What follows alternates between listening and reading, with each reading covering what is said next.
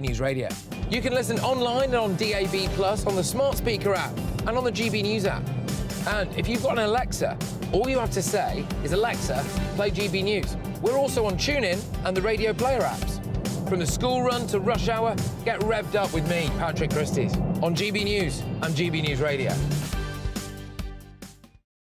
Tired of the usual focus-tested, pre-prepared Westminster runaround? Well, so am I. So you want higher taxes? Is your department to blame for this? Are you rethinking this policy? Every Sunday at 9:30, I'll be sitting down with those in power to get the truth about the issues affecting you. Let's be honest, we've known about the cost pressures of this project for years, not months. That's the Camilla Tominey Show, a politics show with personality. On GB News, the People's Channel, Britain's news channel. Join us every night on GB News at 11 p.m. for Headliners, which is 3 top comedians going through the next day's news stories, which is exactly what you need, because when the establishment has gone crazy, you need some craziness to make sense of it. Headliners. You don't have to bother reading the newspaper. We've got it covered for you. Every night at 11 p.m. and repeated every morning at 5 a.m. We won't send you to sleep like some of the other paper review shows out there. So join us 11 p.m. every night on GB News. The People's Channel, Britain's news channel.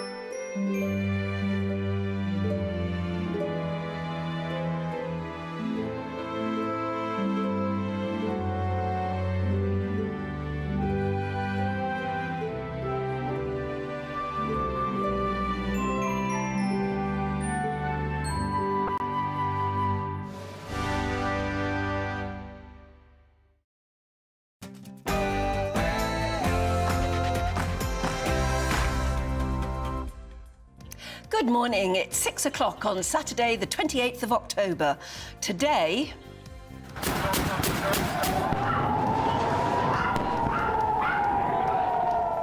expanding the ground operations. Overnight, Israel bombards Gaza City as reports come out of fighting inside the Strip between the IDF and Hamas. Mark White is in Tel Aviv with the latest.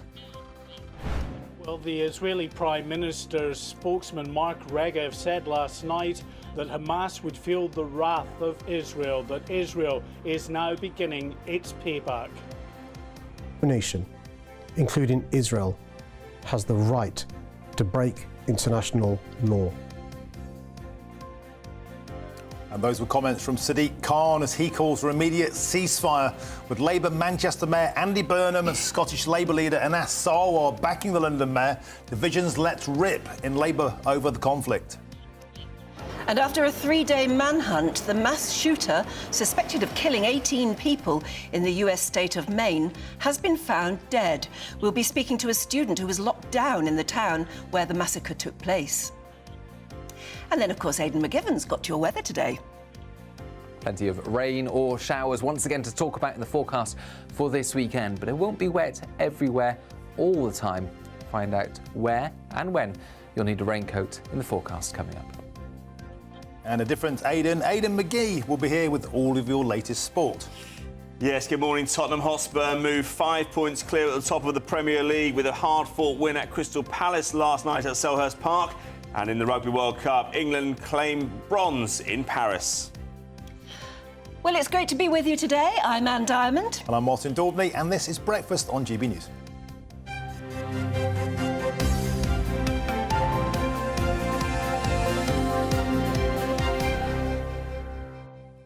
So before we go any further, Anne, you had a rather splendid day this week, didn't you? I had an amazing day, yeah. Tell us all about it. Well, I mean, everybody knows I got the OB in the New Year's Honours, and I went to get it on Wednesday. And I have to say, it was the most amazing day. Yeah, it looks it. It was an incredible day. I didn't think I'd be impressed by all that, but it was It was just brilliant. I could get quite tearful about it because it just went on getting better and better and better. Tell us some of the highlights. Well, I mean, first of all, they make it so special for you, and you don't realise, really. And then I turned to my sons and I said, this is what royalty is actually for. Yeah. You know, this is them doing their thing. You arrive, and every time you go around the corner, there's somebody to greet you. They know who you are. They make a big fuss of you, and they say, just go around the next corner, and my colleague will show you where to go. And then you've got this enormous staircase, and the chandeliers are as big as my living room. and then they show you, they sort of talk to you about how the whole ceremony takes place. And I was knocked out by the King. And I tell you what, first of all, because you don't know whether who you're going to get. Right. And when we all saw that it was going to be King Charles, it was just so special. And he was brilliant. And he was chatty. And he knew all about my cot death campaign. He knew. Wow. And then what he didn't know, he actually bothered to ask. And he sounded interested. And we had a few funny jokes. And he was just delightful. And I came away on cloud 9. Yeah. And then the rest of the day was just wonderful as well. But they made it so special. Yeah. No wonder people come out thinking that's the best day of my life. It was absolutely brilliant. And for people who can't see those pictures on radio, Anne was there with King Charles, beaming away. As we say, you look like you're in your element. Well, he cracked a little joke, and then I cracked a little one. I don't know whether I should actually, because we were talking. No, I don't know whether it's right. Well, it's entirely up to you. Yeah, no, I won't for the moment then, because I don't know.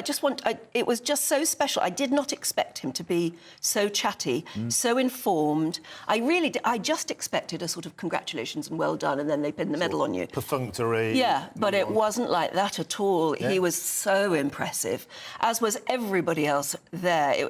And, of course, there were some lovely people there as well. And there was a lovely couple in front of me. I wonder if they're watching, because they said they watch, whose son was the Queen's driver for many, many years. Yeah. And then he did a lot of the driving when her body needed to be driven from place to place.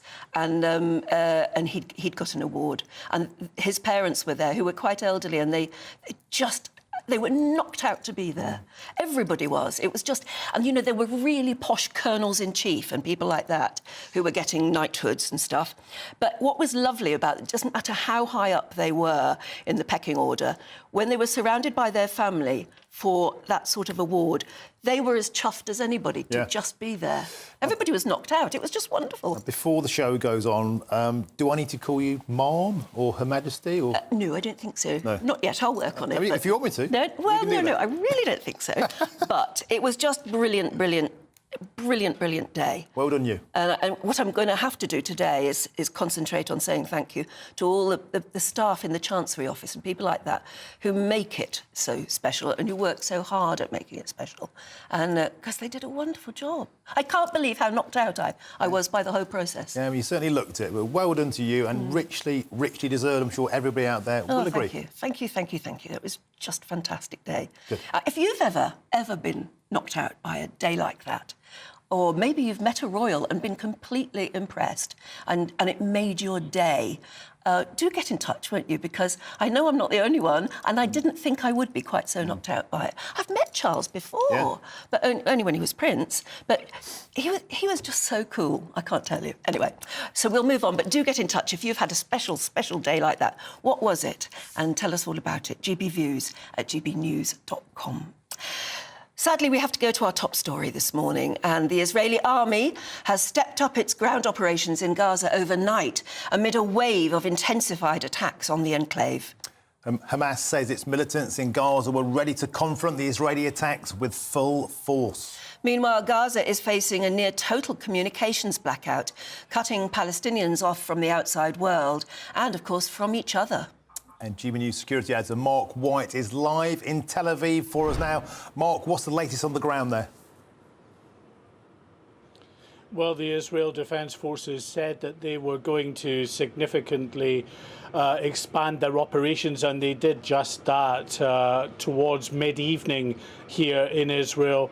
Very significant fire going into Gaza from tanks, from artillery, from missiles and from fast jets. The explosions just lit up the night sky, and that pounding continued for hours and as well as that, the ground operation in part began with a very significant incursion into parts of central and northern Israel. In just the last few minutes, we've heard from the IDF. They claim that they have killed the commander of Hamas's aerial array, Assem Abu Rakaba. Now, they say that Rakaba was responsible for commanding the paragliders that I'm sure everyone remembers on the 7th of October that breached Israel's defences, managed to get over the border, dozens of paragliders with armed terrorists on board who then set about their part in massacring more than 1,400 people. We heard last night from Mark Regev. He is the Israeli Prime Minister Benjamin Netanyahu's spokesman. He said that tonight Hamas will feel Israel's wrath, that tonight, meaning last night, Israel begins its payback. So there is no doubt. We could see and hear what was happening across in Gaza. It was a very significant escalation in Israel's efforts to try to dismantle, degrade and destroy Hamas. As part of that operation, the connections, the communications to Gaza were also cut off. Landlines, mobile phones, internet connections, all severed, we think, by the IDF prior to them going in.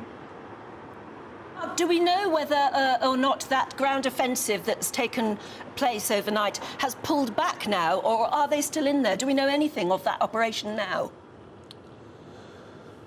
We're waiting for an update from the IDF this morning. They give these regular updates, so we don't know, to be honest. We know that well into the night and the early hours, significant numbers of Israeli forces were involved in gunfights effectively with Hamas terrorists around Beit Hanun, which is on the border with Gaza in northern Gaza, and also around towns on the Gaza-Israel border in central Gaza. So a very significant operation, and it followed some incursions that took place the day before, but on a reduced scale, when Israeli tanks, bulldozers and soldiers went over the border into central Gaza, and at the same time there was a commando operation from the sea where commandos were landed on the beaches and took out a number of Hamas anti-tank missile positions, and we're told killed a number of Hamas terrorists as well before those commandos got back on their boats. But we don't know if the commandos have been involved overnight, but certainly very significant numbers of ground forces supported by those fast jets and the artillery and tank fire from just outside the Gaza Strip. I should say as well that, responding as we expected, Hamas fired dozens of rockets into the area around the Gaza Strip, targeting those communities, but more likely targeting the Israeli ground forces on the Israel side of the border just around the Gaza Strip there. And we've had an alert that went out late last night from the Foreign Office warning British nationals in Israel and the West Bank to be prepared for the possibility of an increase in rocket attacks as a response to the increase in the tempo of the war against Hamas. OK, Mark White, thank you for that update live from Tel Aviv. Yes, in fact, we're onto a subject now which has astonished Boris Johnson, who's writing about it in today's Daily Mail, about the fact that what's happening in the Middle East is now spreading. And I don't just mean to countries on its borders, I mean throughout the world, really, because there are reports that anti-Semitic attacks have soared across the UK as that conflict in Gaza heats up. The Metropolitan Police have recorded some 408 attacks as Israel's response to that massacre, of course, which you must not forget, began by Hamas on the 7th of October. And also recording 174 Islamophobic attacks. The police service say they've made 75 arrests linked to both sides of the conflict thus far. And the police have also released images of those wanted for questioning in relation to alleged incidents during pro-Palestine marches in London. And the founder of a small Jewish community in Birmingham called West Midlands Friends of Israel has been speaking to GB News. Ruth Jacobs had this to say. Frightened and intimidated, because I don't believe that the majority of those people are really aware of what the situation is. Look, there's no question about it. People who have relatives who have been killed, whether it's through the bombing that Israel is doing to try and destroy the infrastructure, or even the people who are killed by their own government who put them in such difficult situations. Of course I feel sorry for those people, but I don't believe that the majority of the people going on the demonstrations, yes, they have a cause which they feel strongly about, but I don't think they really understand what's really at stake here. We're a very small minority here in Birmingham, less than 2,000 Jews here altogether. And it's scary. All Jewish people in this country, whatever their political affiliation, I must be grateful to hear the government and the opposition standing so firmly in our court. I don't mean that I want them to be not standing to help the Palestinians. It's not that. But it's very easy to feel isolated and to be made to feel that unwanted. That's terrible that she feels that way. Yeah. Boris Johnson, as I said, of course, who is a new signing for GB News, has said there the October the 7th massacre is amongst the most depraved events in the history of human cruelty. So it's incredible that so many in Britain seem to have lost a moral clarity. Fascinating. It's worth reading. Yeah. Yeah, it really is. Well, the row over Israel and Gaza is flaring up in the Labour Party too. MPs have been instructed to stay away from pro-Palestine marches as the party attempts to maintain its distancing from the days of anti-Semitism accusations, which of course happened under the former leader Jeremy Corbyn. But breaking their silence last night, London Mayor Sadiq Khan said that no nation had a right to break international law, and he's been backed by top Labour leaders, including Andy Burnham and Anas Sarwar. Let's have a listen. Substantial military escalation is now likely, which will only deepen the humanitarian disaster. I joined the international community in calling for a ceasefire. It would stop the killing and would allow vital aid supplies to reach those who need it in Gaza. Do let us know what you think, actually, of that. It seems to be bringing out an almost civil war in the Labour Party at the moment. And it's going to cause trouble, isn't it? But it's going to cause trouble with everybody, I think. Makes you wonder if only they cared so much about things that happen in their own constituencies. For example, the Labour Muslim Network sent out an angry letter to 250 councillors on this issue, yet they were silent on the grooming gang issues in Rotherham. They were silent on the Batley Grammar School teacher who, of course, 2 years on, is still in hiding. It makes you wonder what their priorities are, doesn't it? And surely you can only call for a ceasefire from both sides. A ceasefire isn't a ceasefire unless both sides agree to stop firing at each other. And Hamas have already done it, haven't they? And you could argue that there was a ceasefire, which Hamas broke on October the 7th. Yes, well, exactly. Yeah. Do let us know what you think, of course. gbviews@gbnews.com. 6:16, if you've just joined us, a reminder then of our top stories this morning. Overnight, Israel bombards Gaza City as reports come out of the fighting inside the Strip between the IDF and Hamas. And mothers in Gaza write their children's names on their legs and arms to identify them if they are killed, as the ever-present fear of death spreads among people already struggling to get food and shelter. And as we just mentioned, Sadiq Khan is calling for an immediate ceasefire, with Labour Manchester Mayor Andy Burnham and Scottish Labour leader Anas Sarwar backing the London Mayor, letting divisions in Labour rip over the conflict.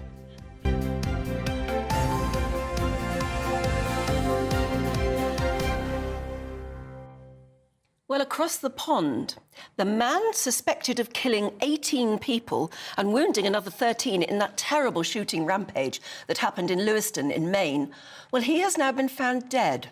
Police report that Robert Card was discovered in the woods near the neighbouring town of Lisbon Falls, near where they found his abandoned vehicle. The shooting began at around 7 p.m. at a bowling alley, causing multiple casualties, before reports came in of another shooting at a restaurant 12 minutes' drive away. Police imposed a lockdown across the town, leaving many people stuck in their houses. Hundreds of officers from across the state were shipped in to begin a massive manhunt. Well, let's speak now to one of the students at Bates College in Lewiston. He's Jaden Whitrock, and he has been locked down for the past 3 days in an attic of a house with 3 others. A very good morning to you, Jaden. Thank you for being with us today. It must have been the most terrifying 3 days of your life. It's certainly been a difficult 3 days, especially for this broader community. I have to say, a lot of the reality of this situation has hardly begun to sink in, but I'm very grateful for the strength that Lewiston has shown and for the leadership that has been shown across the board on the state level, on the national level, and even on my college's own smaller level. And how shocked were you? How unusual are these kinds of events? I mean, for us sitting here in the UK, this is just too much to even comprehend. But are you getting used to this kind of thing in America now? It seems to be relatively commonplace. You know, when these things occur, it's hard to even begin to think about them. I think for myself, and I can speak from my own experience, I go into a different mindset of thinking about, making sure the people around me are safe, making sure that the community around me is supported in whatever way that is possible. And, discussions around whether or not these things are more commonplace, it's something that's, important to think about, but something that for me and for the people around me who are watching these events unfold haven't begun to think about. What happened, actually, as far as you're concerned? When did you first hear about the shooting? And obviously, at what point did you and your friends decide the only thing to do was to lock yourself away? Definitely. I first heard of the events while I was having dinner in the dining hall building. This would have been around 8 p.m., if my memory serves me correctly, on Wednesday night. And it was not our own choice to stay locked in. Because it was an active situation, we did want to stay in the building when we first heard of the events. But not too long after, campus safety forces had encouraged us to stay locked in, and eventually a formal lockdown was put in place. And a friend of mine stayed the night in the dining hall building. And Jaden, what makes these events even more chilling is the normality of it. A guy walks into a bowling alley and then a bar, both of which he frequented, as we understand, and just randomly taking out people, one of which was called the world's best father. And as those images surface, the raw humanity of this really kicks in, doesn't it? It really is gut-wrenching and horrific, and there is so much unity in this community and across this nation in how horrific these events are, and there's no way around that. I think we in Britain are always shocked and taken aback when these terrible shootings happen, because we think, why don't they do something about banning guns? I mean, I don't know what your feelings are about guns themselves, but has this experience changed your mind at all? These events are very fresh, and all of my thoughts and efforts have been with the community, with the victims, making sure that my friends and everyone else that I know in the area has been accounted for. It's an important discussion to be had. It's an important thing that I myself will need to think about as a voter. However, I think these events are very fresh. And I'm not in the headspace to be able to, make hardline decisions about these kinds of policies. And I don't think now is the time for me as a member of this community to be discussing those issues. And my concern is, supporting the victims' families, providing community aid, making sure that hospitals have the resources that they need. I've been coordinating and speaking with students about, donating blood, attending vigil services and raising money for the victims' families at this time. Does it, do you think, give the families and those involved, and you yourself, I mean, you're involved, you're part of that community, and clearly you're doing your bit. Does it give you any solace to at least feel that the man is dead now, and you might be able to get some sort of closure, at least to this terrible incident? Definitely. I think that even though there is a lot of relief as the lockdown that this community has been under has been uplifted, and that we know that we are safe and that this, crazed individual is not on the loose, does bring a sense of security. However, these events aren't processed immediately, and there's still a lot to be processed, and the reality of these events haven't fully sunken in. And I think it'll take time for this community to heal and for those directly affected to really come to terms with the reality of the events that unfolded these past few days. I mean, you're speaking most eloquently, and thank you for that. But to a certain extent, to me, you sound as though you might still be in shock. Do you think you are? I think I am, and some of that might be due to the nature that I have spent the last 3 days not in my own residence building. I just got back to my own residence hall about an hour ago when the lockdown was uplifted, and I'm currently wearing the clothes that I was wearing 3 days ago. I haven't shaved, and so, and a lot of that is just the timing that all of this ended up being uplifted. And so a lot of these events are really, really still fresh in my own mind, but I am grateful for this community and the friends that I had that were, we were all able to support each other through this very difficult time. Yes, certainly. You'll never forget it, will you? Ever.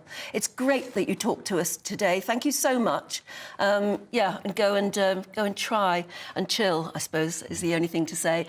I feel very maternal towards you, actually, at the moment. Same age as my sons, and you've been through it. You really have, and you didn't deserve that. Thank you so much for joining us today. Thank you. Wow. Yeah, I feel like giving him a hug. Yeah, so do I. I'm actually quite choked about that. It just brings it home, doesn't it? Just caught in this incident, and clearly, there's a man still processing this trauma. Yeah, but it's great that he was with friends, and they will feel a bond that probably they'll never forget the rest of their lives. Yeah. Will they? OK, we'll move on. 25 minutes past 6 already. Shall we find out what the weather is going to be like for you? Here's Aidan. Hello, very good morning to you. It's Aidan McGibbon here from the Met Office with the GB News forecast. Plenty of heavy showers in the forecast for today and over the next couple of days. Some longer spells of rain as well. But in between, a few drier and brighter interludes. A few pockets of mist and fog first thing through the Midlands, East Anglia, parts of northern England. But all in all, unsettled start to the day for many of us. Showers or longer spells of rain. One spell of persistent rain continuing across eastern Scotland. Further issues from this through the weekend. And then another bout of wet and windy weather pushes into the south and southwest, as well as South Wales by the afternoon. It's mild in the south, it's feeling cold in the far north, and for Shetland and Orkney actually just the odd shower, but otherwise some bright spells, likewise for western Scotland. But it's in eastern Scotland where that rainfall continues to mount up over the weekend, falling onto very wet conditions could cause issues.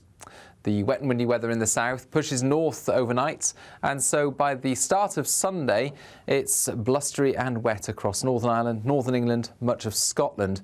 Further showers arrive into the south and southwest, as well as Wales during Sunday. The best of any drier and brighter weather will be through the Midlands, parts of eastern England, especially for East Anglia, where there'll be plenty of sunny skies, but it stays wet across northern parts of the UK, in particular the east of Scotland and the far north of England. Temperatures up to 14 or 15 in the south, 12 further north.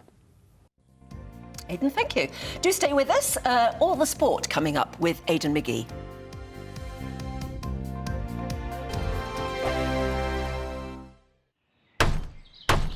Who is it? We're here for the show. More energy this time! Welcome Welcome to the dinosaur hour. I was married to a therapist. And you survived? I thought we were getting Hugh Laurie. Second best. You interviewed Saddam Hussein. What's that like? I was terrified. I'm playing strip poker with these three. Oh! No, thank you. My CDs need to be put in alphabetical order. Are you going to be problematic again? The Dinosaur Hour. Sunday, the 29th of October at 9 on GB News. What you get for breakfast is something that, if we do our jobs right, you will wake up to news that you didn't know the night before. It's a conversation. It's not just me and Eamon. We want to get to know you, and we want you to get to know us. From 6, it's Breakfast with Eamon and Isabel. Monday to Thursdays on GB News, Britain's news channel. People in Britain, they love free speech, but they also love fair play. I don't care if I'm speaking somebody from a trade union, from the Labour Party, somebody from the SNP. And I think the viewers like to see that actually we can challenge one another, but in a positive way. We think we ask the questions that people want to ask, and often we ask the questions that we wanted to ask in Parliament but never got the chance to ask. So join us every Saturday, 10 a.m. till noon on GB News, Britain's news channel. Nightmare commute. Kick it up a gear with me, Patrick Christie's, at drive time, 3 till 6 p.m, Monday to Friday on GB News Radio. You can listen online and on DAB+, on the smart speaker app, and on the GB News app. And if you've got an Alexa, all you have to say is, Alexa, play GB News. We're also on TuneIn and the Radio Player apps. From the school run to rush hour, get revved up with me, Patrick Christie's, on GB News and GB News Radio.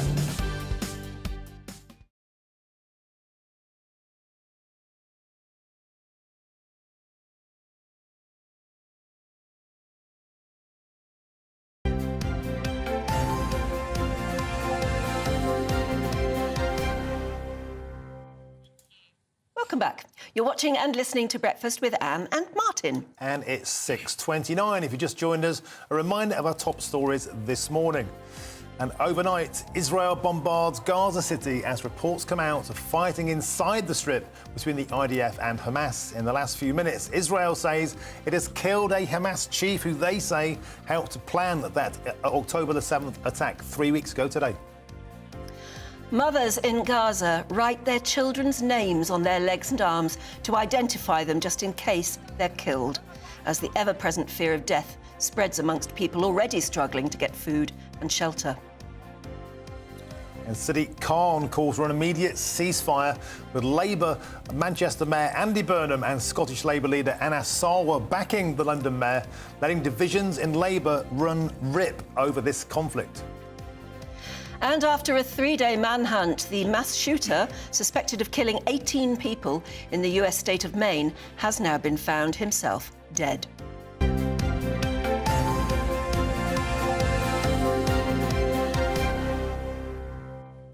But at exactly 6:30, it's time to go through all the latest sports news. Here's Aidan. Hello. Good morning, good to see you both. Right, Lovely to see you. Is it a big, lots of things going on? It is. Spurs. Say so. Yeah, Spurs. Look, they went 5 points clear last night. A tough trip against Crystal Palace at Selhurst Park, always difficult. I was actually at Tottenham on Monday night against Fulham, and they were efficient, they were ruthless. So Tottenham, we've not really seen that much in the last few years. They've been a little bit erratic.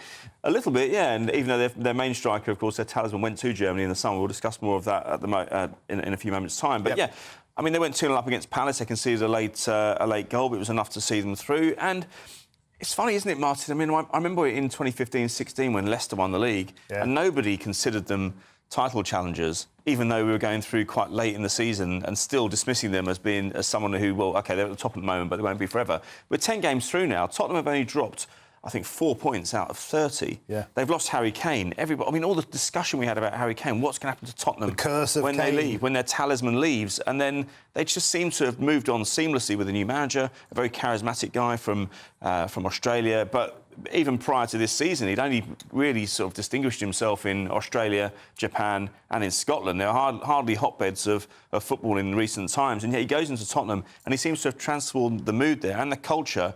And James Maddison, £40 million. It sounds a lot of money, but goodness me, what a bargain. It's been a great signing, actually. But the thing is, can they maintain it? There's a long way to go, and we've seen teams surge ahead early doors like this, but then again, inexorably, they're always ground down by City or Arsenal in the long run. Well, this is the thing. I mean, Anne and I will know. Anne will know. We discussed Arsenal many times last season, and I was asked many times if they could do it, and it looked for all the world as if they could. In fact, they went into the World Cup 5 points clear, just as Tottenham are 5 points clear now, and that would have been what, second week of November.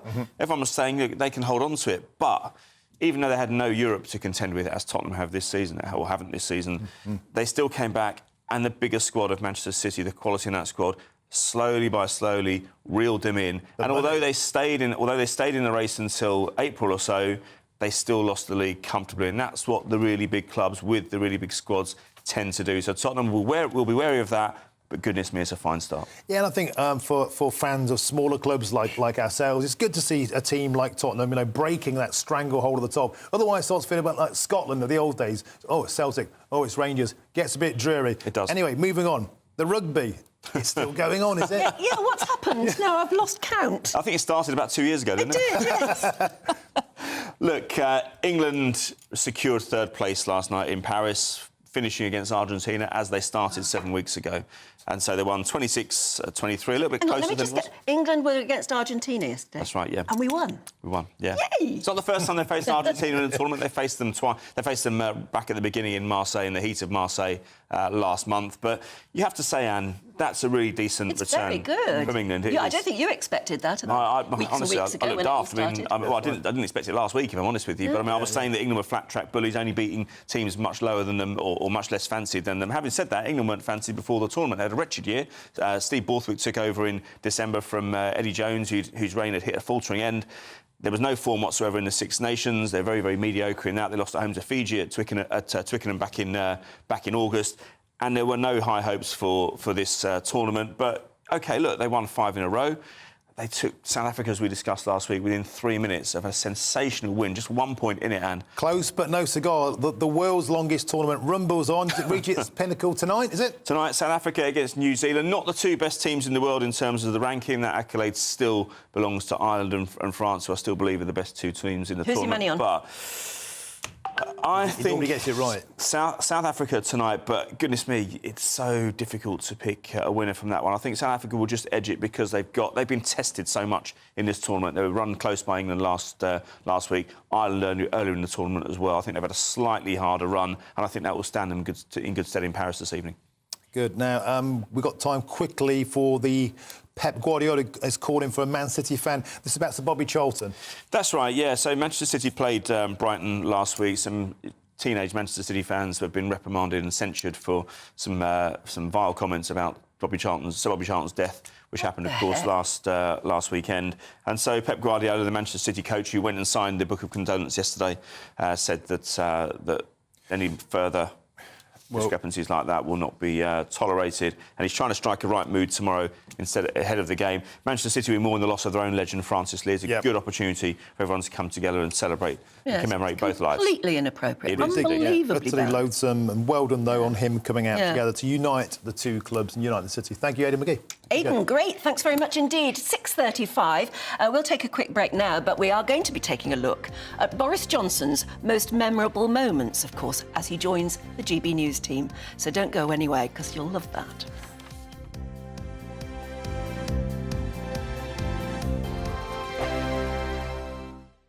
In a world of dull and predictable radio and TV shows. Oh, hi. On Mark Dolan tonight, we've got big guests. We drill into the big stories of the day. The show adds up to a brilliant listening and viewing experience. Mark Dolan Tonight is the most entertaining current affairs show ever, and that's a fact. Join me, Mark Dolan, Fridays and Saturdays from 9, Sundays from 10.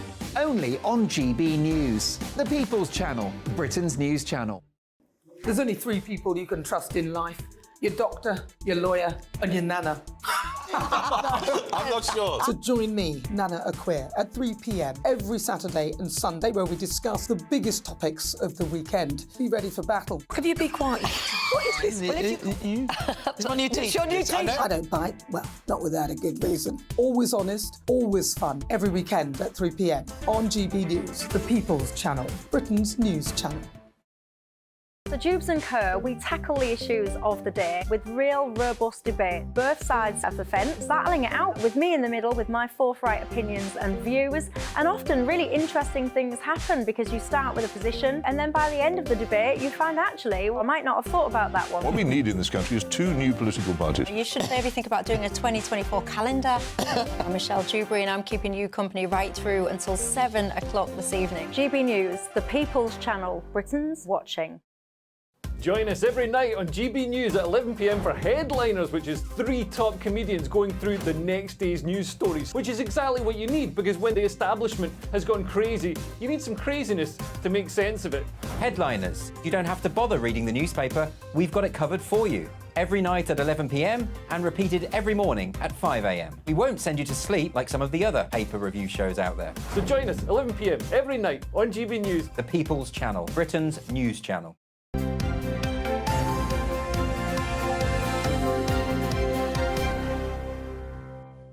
Good morning again. It's 6:38 exactly. Let's bring you up to date with what's going on, particularly on the front pages of the newspapers. And the Times reports that Iranian agents are creating unrest in Britain by stoking up Gaza protests. One of those, of course, in London today. The Guardian leads with Israel expanding its ground operations. And the Telegraph also leads with Israel's ground forces expanding their operations in Gaza. And the Financial Times reports on NatWest's shares dropping after the Farage debanking report bombshell. And the Daily Star has elected to lead on a man being held in custody after being suspected of being the Asda Gimp.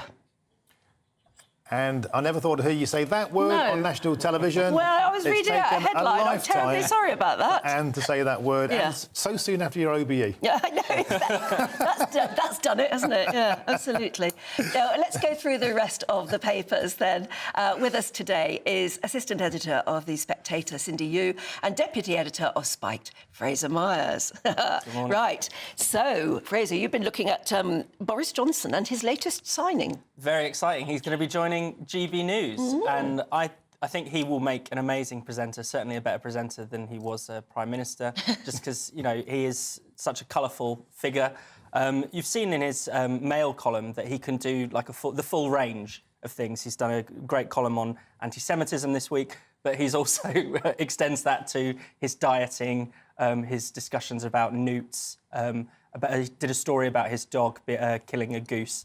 So Boris can do anything, is basically what I'm saying. And that's handle whatever is been. And that's what will make him an interesting watch, don't you think? There was also that column where he recounts the Queen saying that she dreamt that he was naked. Do you remember that? Oh, gosh. I'll tell you what, shall we have a look at his highlights? Because let's not forget the remarkable moments that have defined him. Absolutely amazing. Mr. Speaker, it is not too late to save Brexit. Therefore, I give notice that Boris Johnson is elected as the leader of the Conservative and Unionist Party. Well, my friends, good morning, everybody, my friends. Well, we did it. We did it. I say respectfully to our stentorian friend in the blue 12-star hat. That's it. Time to put a sock in the megaphone. Tonight, we are leaving the European Union. The most important thing to say tonight is that this is not an end, but a beginning. This is the moment when the dawn breaks and the curtain goes up on a new act in our great national drama. We must therefore go into a national lockdown which is tough enough to contain this variant. That means the government is once again instructing you to stay at home. The last place you'd want the Prime Minister to be at a time of national crisis. For Boris Johnson, this now a deeply personal crisis too. His coronavirus symptoms worsening. Tonight he was moved into the intensive care unit. That was not a party. I was there to... I haven't said it was a party, Mr. Johnson. Well, you did actually earlier on. People who say that we were partying in lockdown simply do not know what they are talking about. And I did not wittingly or recklessly mislead Parliament. It is clearly now the will of the Parliamentary Conservative Party that there should be a new leader of that party and therefore a new Prime Minister. I know that there will be many people who are relieved and perhaps quite a few who will also be disappointed. But them's the breaks.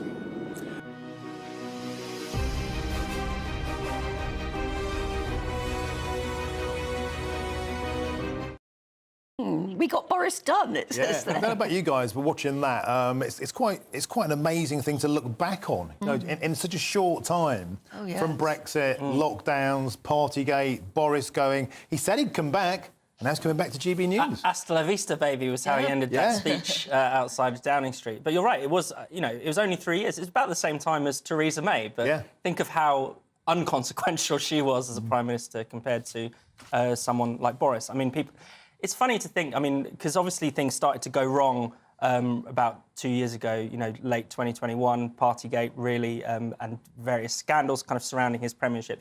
But back then, people were talking about him being in power for 10 years. Because of the huge majority that he Because of the huge majority, because they were doing so well in the polls. They were winning by-elections off Labour at one point.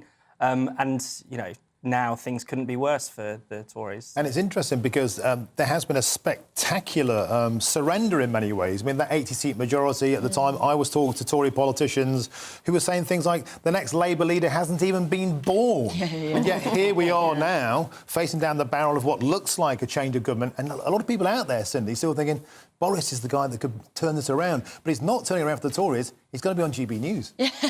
Absolutely. Well, it'd be interesting to hear what he has to say on GB News, because as Fraser says, his Daily Mail column hasn't always been political.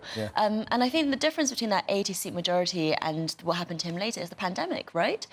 Those two legacies, you've got Brexit on the one hand and then the lockdowns on the other hand, and really in stark contrast At to the each point other. that he became Prime Minister, he thought he was going to handle the country through Brexit, didn't he? Exactly. So he was going to make lots of stirring speeches and all the rest of it. Global whip up the Britain troops. and all that. And he got an entirely different experience, didn't he, when COVID started? Yeah, and his natural disposition was not to be the person to tell us all to stay indoors. He always had this sort of Merry England style. He's a natural kind of libertine, I guess, in some ways. Policy-wise, he wasn't, but even that's he's actually a bit of a nanny status. But he had that. He didn't want to be seen to be telling people what to do, but then he was kind of forced into that, I suppose. And I think that's the fundamental part about Partygate as well. I think he's probably right in saying that I wasn't involved in any parties, because what in his mind was happening is these are people working really hard in Downing Street. At the end of the day, if they want to have a glass of wine at their desk, I will let them do that. To He him, wouldn't that's not see a that party. as a party. Exactly. No. But obviously to the rest of the country who were living in completely different circumstances, that is really shocking. But because, as Fraser says, he is a libertine, he found it difficult to pass on the bad messages. And you can sort of see that in the press conferences. Whenever he had to give a bad message, he just really struggled. Really struggled with that. He was trying to be really bouncy and just didn't work. It is, and it's also worth remembering, he was also Mayor of London for 2 terms. The idea of a Tory Mayor of London is now inconceivable. Or is it? Most people. Or maybe not after the ULEZ debacle. Harming Sadiq Khan, but it is, Well, they need to give up better candidates from the Tory party for London Mayor, Or maybe Boris would come back. No, he can't come back because he's on GB News. No. Well, we'll see. We'll see. A lot of commentators are saying, no, it's a very good signing. It's brilliant. And the only thing to remember is that the only thing you can rely on with Boris Johnson is his unreliability. So whether he turns up or not, well, let's see. Do you feel sorry for his producers? Yeah, absolutely, yeah. Well, I'm sure they'll whip him into shape back there. I wonder. I don't think we want to whip him into shape, do we? But anyway, he'll be worth watching, won't he? It's 6:45, and if you've just joined us, should we go through a quick reminder of our top stories this morning? Overnight, Israel bombards Gaza City as reports come out of fighting inside the strip between the IDF and Hamas. In the past hour, Israel says it has killed a Hamas chief who they say helped plan the October the 7th attacks.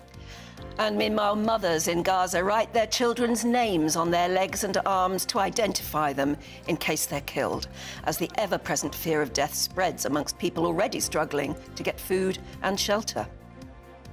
And Sadiq Khan calls for an immediate ceasefire, with Labour Manchester Mayor Andy Burnham and Scottish Labour leader Ina Sarwar backing the London Mayor, letting divisions in the Labour Party rip over this conflict. And after a 3-day manhunt, the mass shooter suspected of killing 18 people in the US state of Maine has now himself been found dead.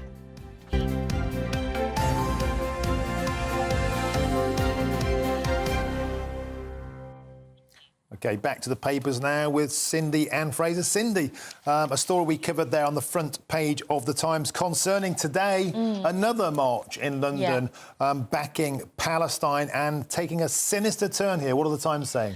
Yeah, so this will be the third weekend running of protests, and the Times has talked to counter-terrorism officers who say that Iran has its agents present at these protests. Now, the Times is keen to say that Iran is not organising the protests, that they're coming from rather more organic sources, but it is very interested in being present there and also in stoking some misinformation online as well. Nothing incredibly surprising, I have to say, but still very, very concerning. And it has to be said, Fraser, these protests now are rattling on the third week we've been covering all morning. There's been a 650% increase in anti-Semitism in London alone since those attacks. Officers won't even arrest people shouting for jihad. Do these protests have a place now? Or, I mean, I know you're a big believer in freedom of expression, but the Jewish community are clearly living in fear. Well, look, I think it's completely legitimate to protest, calling for, I don't know, a ceasefire, for instance. That's a legitimate political position. It's OK to call for freedom for Palestine, self-determination for Palestine, but there are times when these protests veer into something a lot darker. Now, I don't think the people being arrested, calling for jihad or whatever, should be arrested. I do think we should respect their freedom of speech. I want to know that these people are out there in our midst, by the way. I think then a Catholic woman was arrested for silently praying outside an abortion clinic. She was arrested. How come you're not arrested for shouting for jihad 3 weeks after the terror attack? Well, that's precisely what I was going to come on to. What I think is shocking is the double standards in the policing of protests. I mean, you've mentioned the woman who literally arrested for a thought crime, essentially, in Birmingham. In Birmingham. Did she think anti-abortion thoughts in her head, therefore she must be arrested? Was she simply praying? She was silently praying. Yeah, she was silently praying outside an abortion clinic. As an act of silent protest, she was arrested for that. In violation of the sort of buffer zone laws that they have. Yeah. We saw ahead of the coronation, we saw anti-monarchy protesters arrested before they'd even got their placards out. We've seen all kinds of crackdowns on speech. So I think people find it slightly bizarre that, there was also this bizarre lecture that the Metropolitan Police gave out the other week saying that there are many meanings to jihad, as if, in the context of this actually bloody war, people were talking about an internal struggle, because jihad means struggle. Sometimes it means your own personal battles with evil. It obviously doesn't mean that in this context after a Hamas terror attack.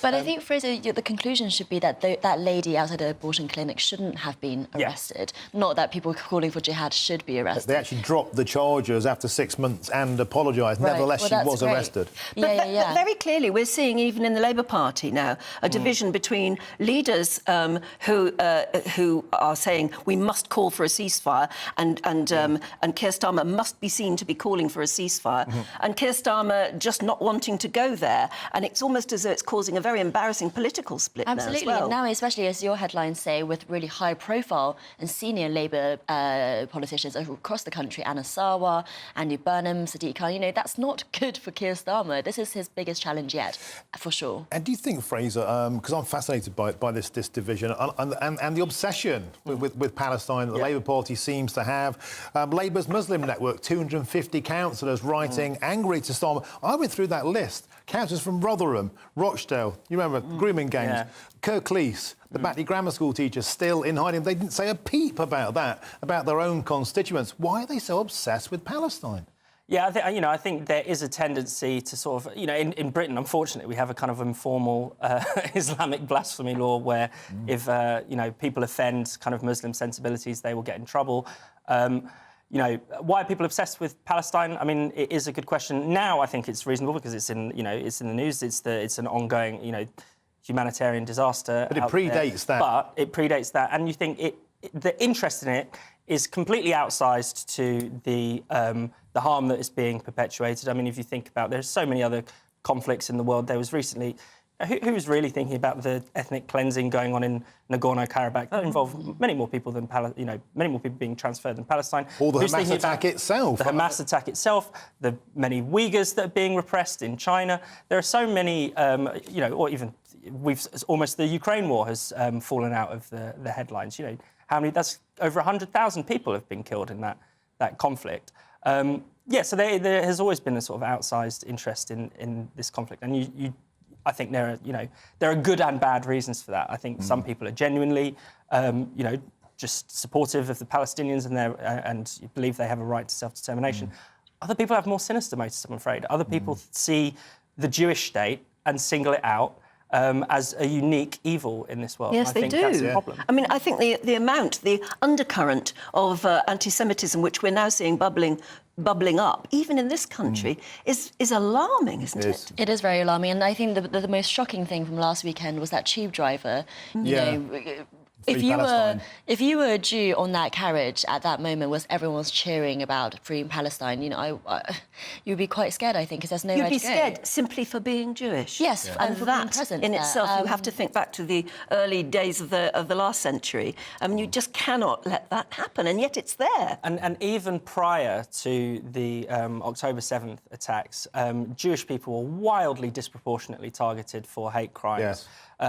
Jewish people are 0.5% of the British population, and yet they're the victims of a quarter of hate crimes. So it's been clear for a very long time that anti-Semitism is by far the most serious form of racism in the United Kingdom, and yet it's the one that we find it most difficult to talk about. It's certainly the one that anti-racist organisations don't speak Well, they have a complete blind spot on it because, of course, it doesn't fit the narrative of white supremacists and racism being only a one-way street. Or you had, Jeremy Corbyn would always use the formulation, yes, of course I care about anti-Semitism and all other forms of racism. Yes, Never always talk about qualifying it. Exactly. Always. Let's move on to, we've been talking about Boris Johnson, but a very colourful presenter here on GB News, Nigel Farage, and the effect that he has now had on the share price of NatWest. Yes, the Farage effect. People sometimes talk about the Beyonce effect for boosting local economies. The Farage effect is seemingly taking chunks out of people's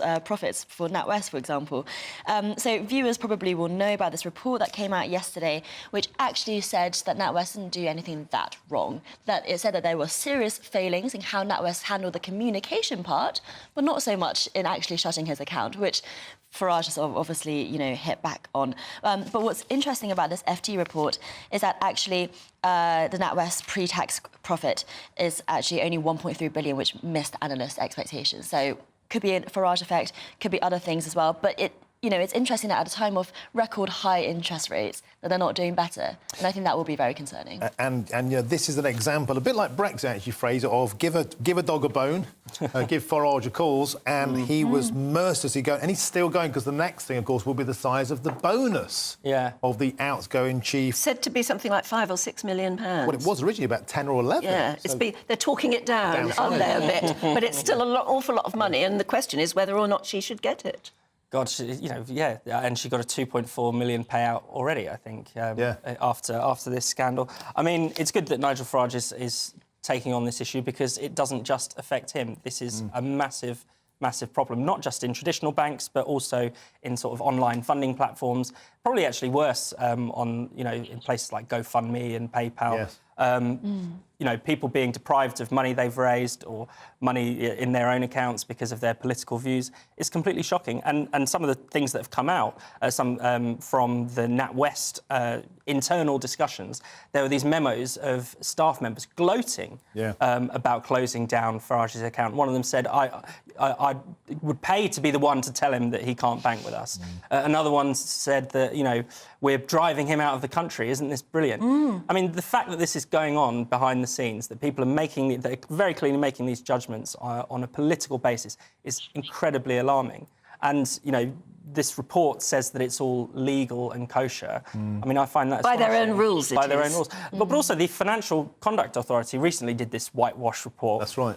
They basically said, there's no problem with debanking, it isn't happening. And what case did they not include in their review? The Farage case that everyone knows about. And I wonder, Cindy, this is a bigger conversation is about the hive mindset that seems to exist within banking, and also we've seen, I think, within the media, certainly over Brexit and, I think, during the Israel conflict. The BBC, of course, have been accused of bias, and this liberal metropolitan mindset seems to have infused a lot of organisations. Yes, it's true. Although organisations like GB News are doing quite well, in fighting back against that kind of stuff. Well, that was created. I think we were created by that vacuum. I think. Yeah, I think it's true that there is clearly this kind of received wisdom, what is kosher to say in certain areas for certain industries. But I also think that there are, a lot of voices countering that, GB News notwithstanding. There's just so many people out there who are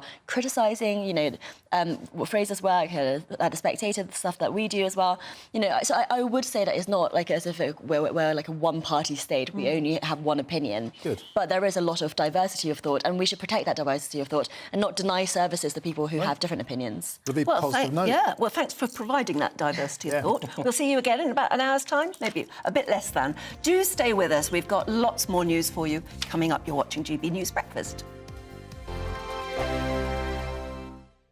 GB News, unlike other broadcasters, isn't obsessed with the London-Westminster bubble. We think there's a nation beyond the M25, and that's why we talk about the issues that matter across the land. Join me on State of the Nation, 8 to 9 o'clock, Monday to Thursday, on GB News. Daisy's listening, and you should too.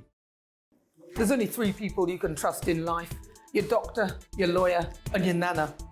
I'm not sure. So join me, Nana Aquare, at 3 p.m. every Saturday and Sunday, where we discuss the biggest topics of the weekend. Be ready for battle. Could you be quiet? What is this? It's my new teeth. It's your new teeth. I don't bite. Well, not without a good reason. Always honest, always fun. Every weekend at 3 p.m. on GB News, the People's Channel, Britain's news channel.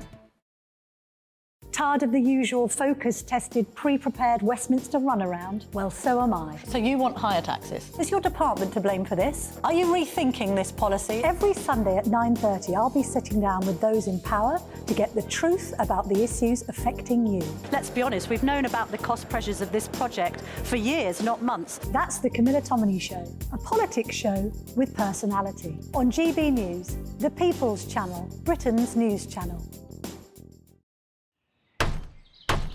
Who is it? We're here for the show. More energy this time! Welcome to the Dinosaur Hour. I was married to a therapist. And you survived? I thought we were getting Hugh Laurie. Second best. You interviewed Saddam Hussein. What's that like? I was terrified. I'm playing strip poker with you 3. Oh! No, thank you. My CDs need to be put in alphabetical order. Are you going to be problematic again? The Dinosaur Hour. Sundays at 9 on GB News.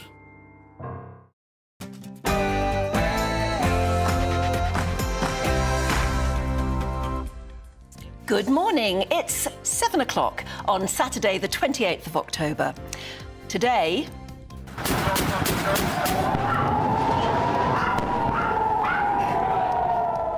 expanding the ground operations. Overnight, Israel bombards Gaza City as reports come out of fighting inside the Strip between the IDF and Hamas. Mark White is in Tel Aviv for us with the latest.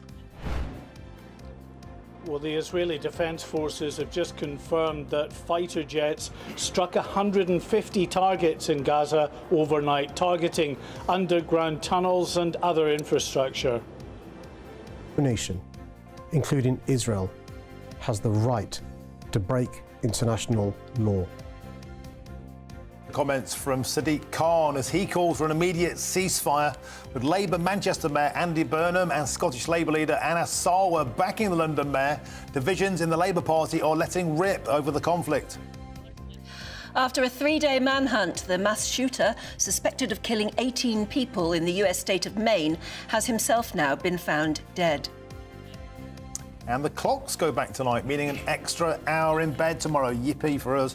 And longer dark evenings. We'll be exploring how to celebrate our dark skies in all their glory. But with darker mornings for early risers, we'll also be debating whether we should actually stop turning the clocks back. It's a bit old-fashioned, isn't it? Anyway, that's all coming up. And of course, Aidan McGivern will have all of your latest weather forecasts. Plenty of rain or showers once again to talk about in the forecast for this weekend, but it won't be wet everywhere all the time. Find out where and when you'll need a raincoat in the forecast coming up. And a different Aidan McGee will be here with all your latest sport. He's right here. Yes, good morning. England rounded off a successful Rugby World Cup campaign in Paris by claiming bronze last night, and in the Premier League, Tottenham moved 5 points clear at the top of the table. Well, good morning. It's great to be with you. I'm Anne Diamond. And I'm Martin Daubney, and this is Breakfast on GB News.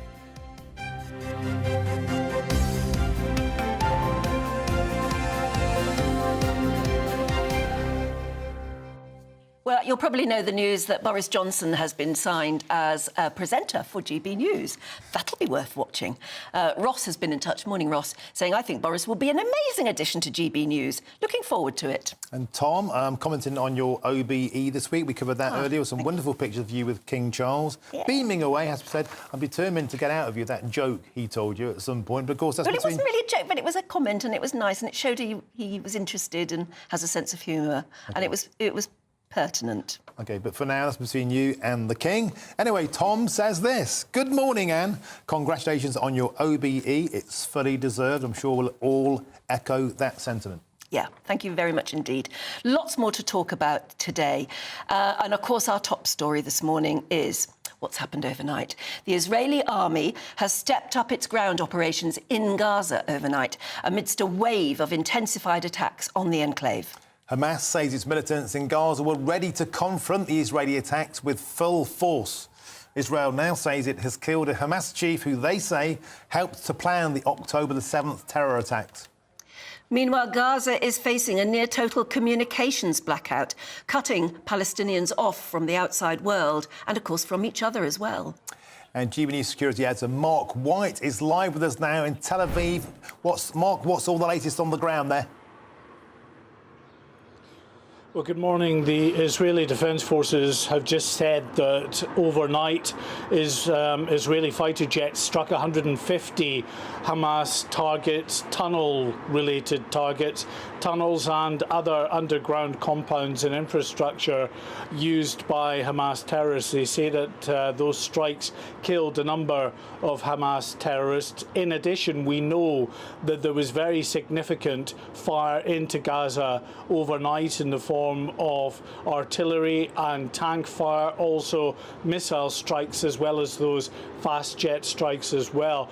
And ground troops have gone in significant numbers, we understand, into northern Gaza and into central Gaza. We're awaiting an IDF update, though, on what those ground forces did, whether any of them are still in place in Gaza. The difficulty is we would normally get communications out from some of the journalists inside Gaza, but as part of this operation, all communications into the Gaza Strip have been severed by the IDF, mobile phones, landlines and internet connections. There may be some sat phones, other ways of getting information out, but at the moment, until the IDF tell us what's happening inside Gaza, it's difficult to get proper verified information coming out of the Gaza Strip. Elsewhere in Israel, we're told that Israel is watching very carefully what happens on its northern border. We had Iran threatening again yesterday, saying that its proxy in Lebanon, Hezbollah, stands ready with its finger on the trigger, was the quote from Iran. If the Israelis go in with a ground war, they said, then Hezbollah will respond. Well, there was missiles that were launched from southern Lebanon yesterday, according to the IDF. They've just said that those missiles went astray and landed in Syria. Now, that may be because of jamming operations that are underway. We know that Israel's air assets are in the air with jamming technology that is used to stop the guidance systems on those missiles from allowing them to accurately target Israel. So those missiles, it seems, went astray and into Syrian territory. But some real concern that if Hezbollah perceives that the ground war has begun in earnest, that there may be some kind of response from Hezbollah. Okay, Mark, and the war of words, the rhetoric between Israel and the United Nations has ramped up overnight. A UN resolution urging a humanitarian truce in Gaza. The Israeli UN ambassador hitting back, saying the UN has not even 1 ounce of legitimacy. Yes, Israel is incandescent, it has to be said. The UN ambassador said that this day, yesterday, was a day that would go down in infamy, that the UN now has not a shred of credibility, that the United Nations was set up in the first place in the wake of the Holocaust to ensure that such events could never happen again. That vote, you're right, was passed overwhelmingly, saying that there should be a humanitarian ceasefire in Gaza. Well, Israel says the only people to benefit from such a ceasefire would be the Hamas terrorists, who would simply view this as a victory and who would use it to dig in and entrench their positions and still continue to fire rockets towards Israeli civilian populations, as we saw yesterday with another rocket barrage last night coming into Tel Aviv, the 8th very significant rocket barrage into Tel Aviv in just 2 days. We were forced to run again to the shelters as we heard the explosions of the Iron Dome missile systems going up to intercept those rockets that came in. A number of rockets did get through yesterday. One apartment block was very badly damaged and 4 people were injured in that particular attack. OK, Mark White, thank you for that update. Live for us there in Tel Aviv. Excellent. Thank you. And it mustn't be forgotten that it's actually 3 weeks ago exactly that you and I were sitting here. That's right. And we first got the reports of something going on in Gaza. And then the programme was completely taken over by those terrible pictures that were so shocking to everybody. We didn't know at the time exactly what was happening. Yeah. And that's what I think the Jewish community want to keep reminding everybody is, please don't forget October the 7th, because it was, as Boris Johnson has just said in his column, it was amongst the most depraved events in the history of human cruelty. And it was. And we're learning more and more about what went on there. And I think people who are trying to have a balanced argument about Israel and Gaza should actually read this and remember what happened 3 weeks ago today. It was so appalling. And as Martin and I were reading out the headlines over pictures of what was happening, we didn't know the real truth of the atrocities that had been planned, apparently, for a couple of years by Hamas, and that started this off. Yes, of course, there have always been an undercurrent of, hostilities. Of course, we know that. But what happened on October the 7th was inhumane. Yeah, and it should never be forgotten. And yet, here we are, 3 weeks on, and there's another protest today in London in favour of Palestine. It really makes your mind beggars belief. Anyway. And of course, that row between, whether you ultimately support Israel and only see things from an Israeli point of view, or whether you oppose what's happening at all, it's actually flaring up inside the Labour Party now.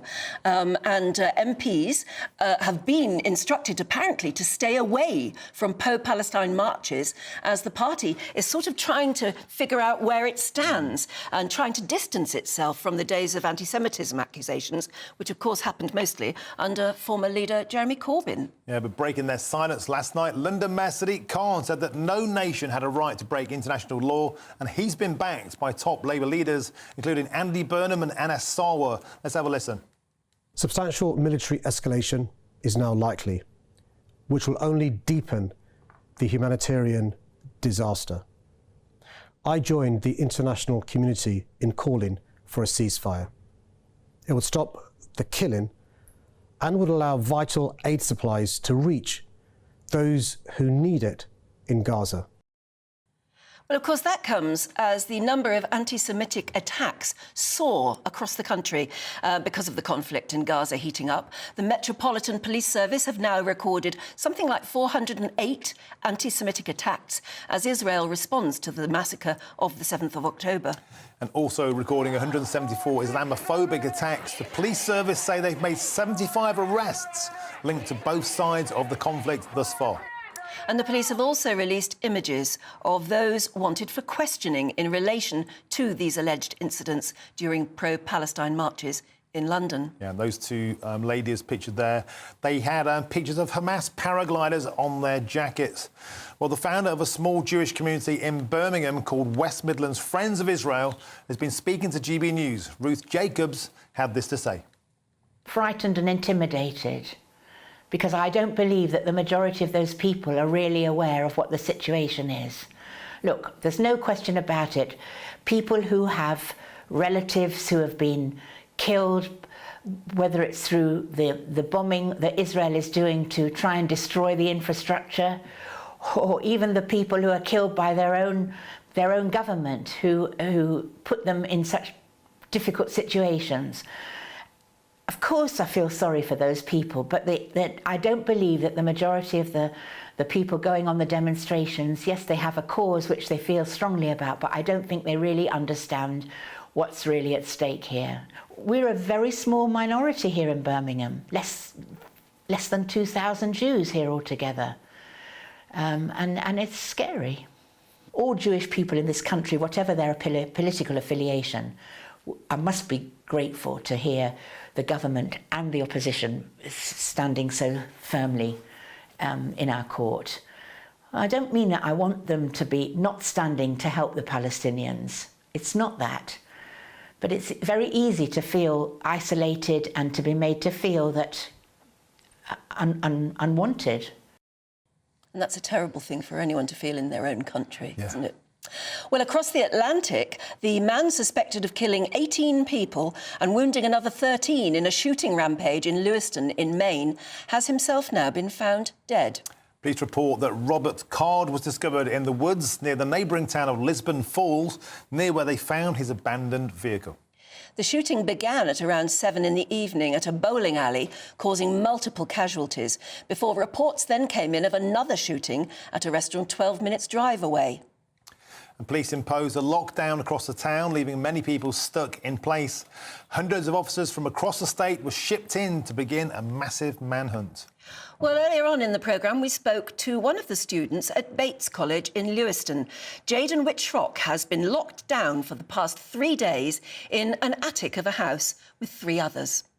It's been a difficult 3 days, especially for this broader community. I have to say, a lot of the reality of this situation has hardly begun to sink in, but I'm very grateful for the strength that Lewiston has shown and for the leadership that has been shown across the board on the state level, on the national level, and even on my college's own smaller level.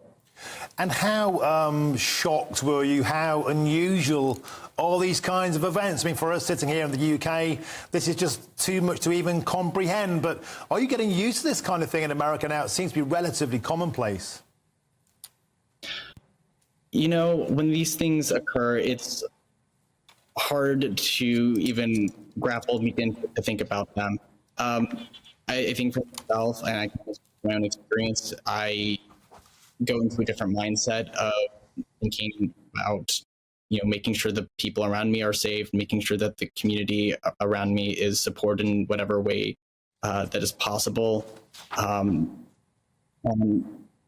discussions around whether or not these things are more commonplace, it's something that's, important to think about, but something that for me and for the people around me who are watching these events unfold haven't begun to think about. What happened, actually, as far as you're concerned? When did you first hear about the shooting? And obviously, at what point did you and your friends decide the only thing to do was to lock yourself away?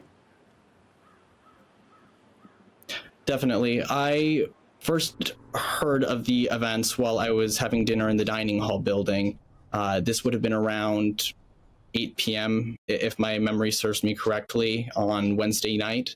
And it was not our own choice to stay locked in. Because it was an active situation, we did want to stay in the building when we first heard of the events. But not too long after, campus safety, forces had encouraged us to stay locked in, and eventually a formal lockdown was put in place. And a friend of mine stayed the night in the dining hall building. And Jayden, what makes these events even more chilling is the normality of it.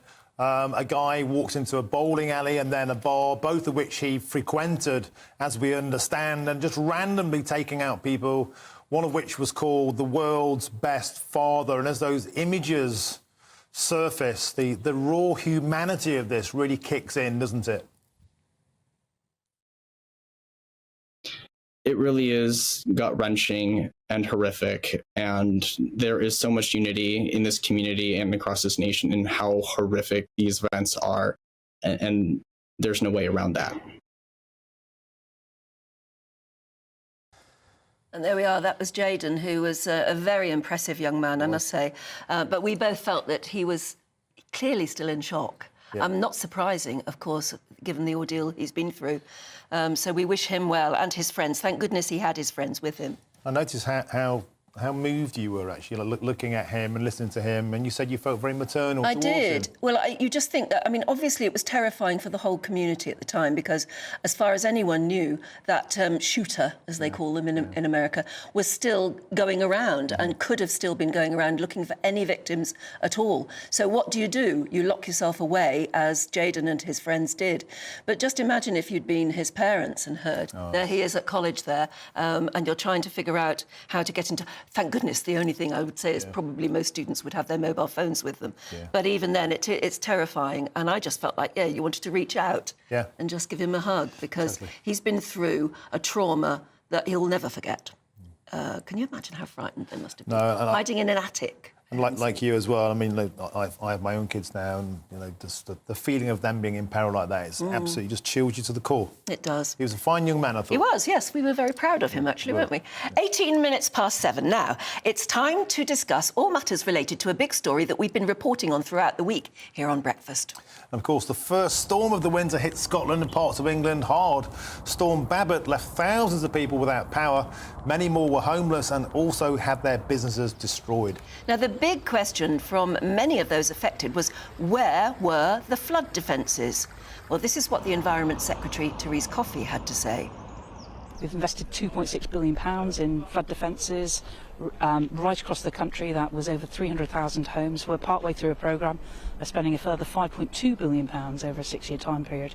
Now, I'm conscious that doesn't matter to them, because their homes are being flooded today. So one of the things that the Member of Parliament, Brendan, inviting me up was to come and see some of this directly. I know that this was some of the roads that were evacuated following a severe flood warning. The Chief Executive of the Environment Agency is elsewhere in Nottinghamshire today. I think it's important to come and see people whose lives have been disrupted. Absolutely, and you always hear at moments like that, the ministers sort of give you a figure. We've spent £5.2 million on it, and so, and you think, well, not much sign of it. But I know there were communities that were very badly affected by the floods, where the flood defences did work, thank goodness. That's right, but they always send out an MP when it's raining, and they've been called, in the past, the Wallies and the Wellies. Oh. They always seem to turn up, you know, for But a if they PR. didn't turn up, we would criticise them for not being there as well. We would. So to a certain extent, they're damned if they do and damned if they don't. Well, our reporters did meet some of those people affected by those devastating floods. We're here in Catcliffe in Rotherham, South Yorkshire, where the effects of Storm Babet are still being felt. There were 250 homes that were evacuated on Saturday, and now the clean-up effort continues. I'm here with Chris Lloyd. He's a resident who was evacuated on Saturday, and you might be able to see behind us the water actually came up about 6 foot to the ground floor window. Chris, just tell us a little bit about that evacuation and how you're feeling now. Well, we're very angry, we're very upset as well. The evacuation was from a neighbour, nobody official. We got knocked up at 3 a.m. Move your cars, move some stuff as quick as you can. The barrier's going to breach. And currently people are moving things out of your home. I can see bits of carpet around, your possessions, but some things just can't be replaced, can they? No, it's definitely things can't be replaced. Things that mean something to us. Sophie's auntie's piano, that's gone, she's recently passed away. And things from mum and dad, and they've passed away. I had those in there which I'd moved, but not moved high enough.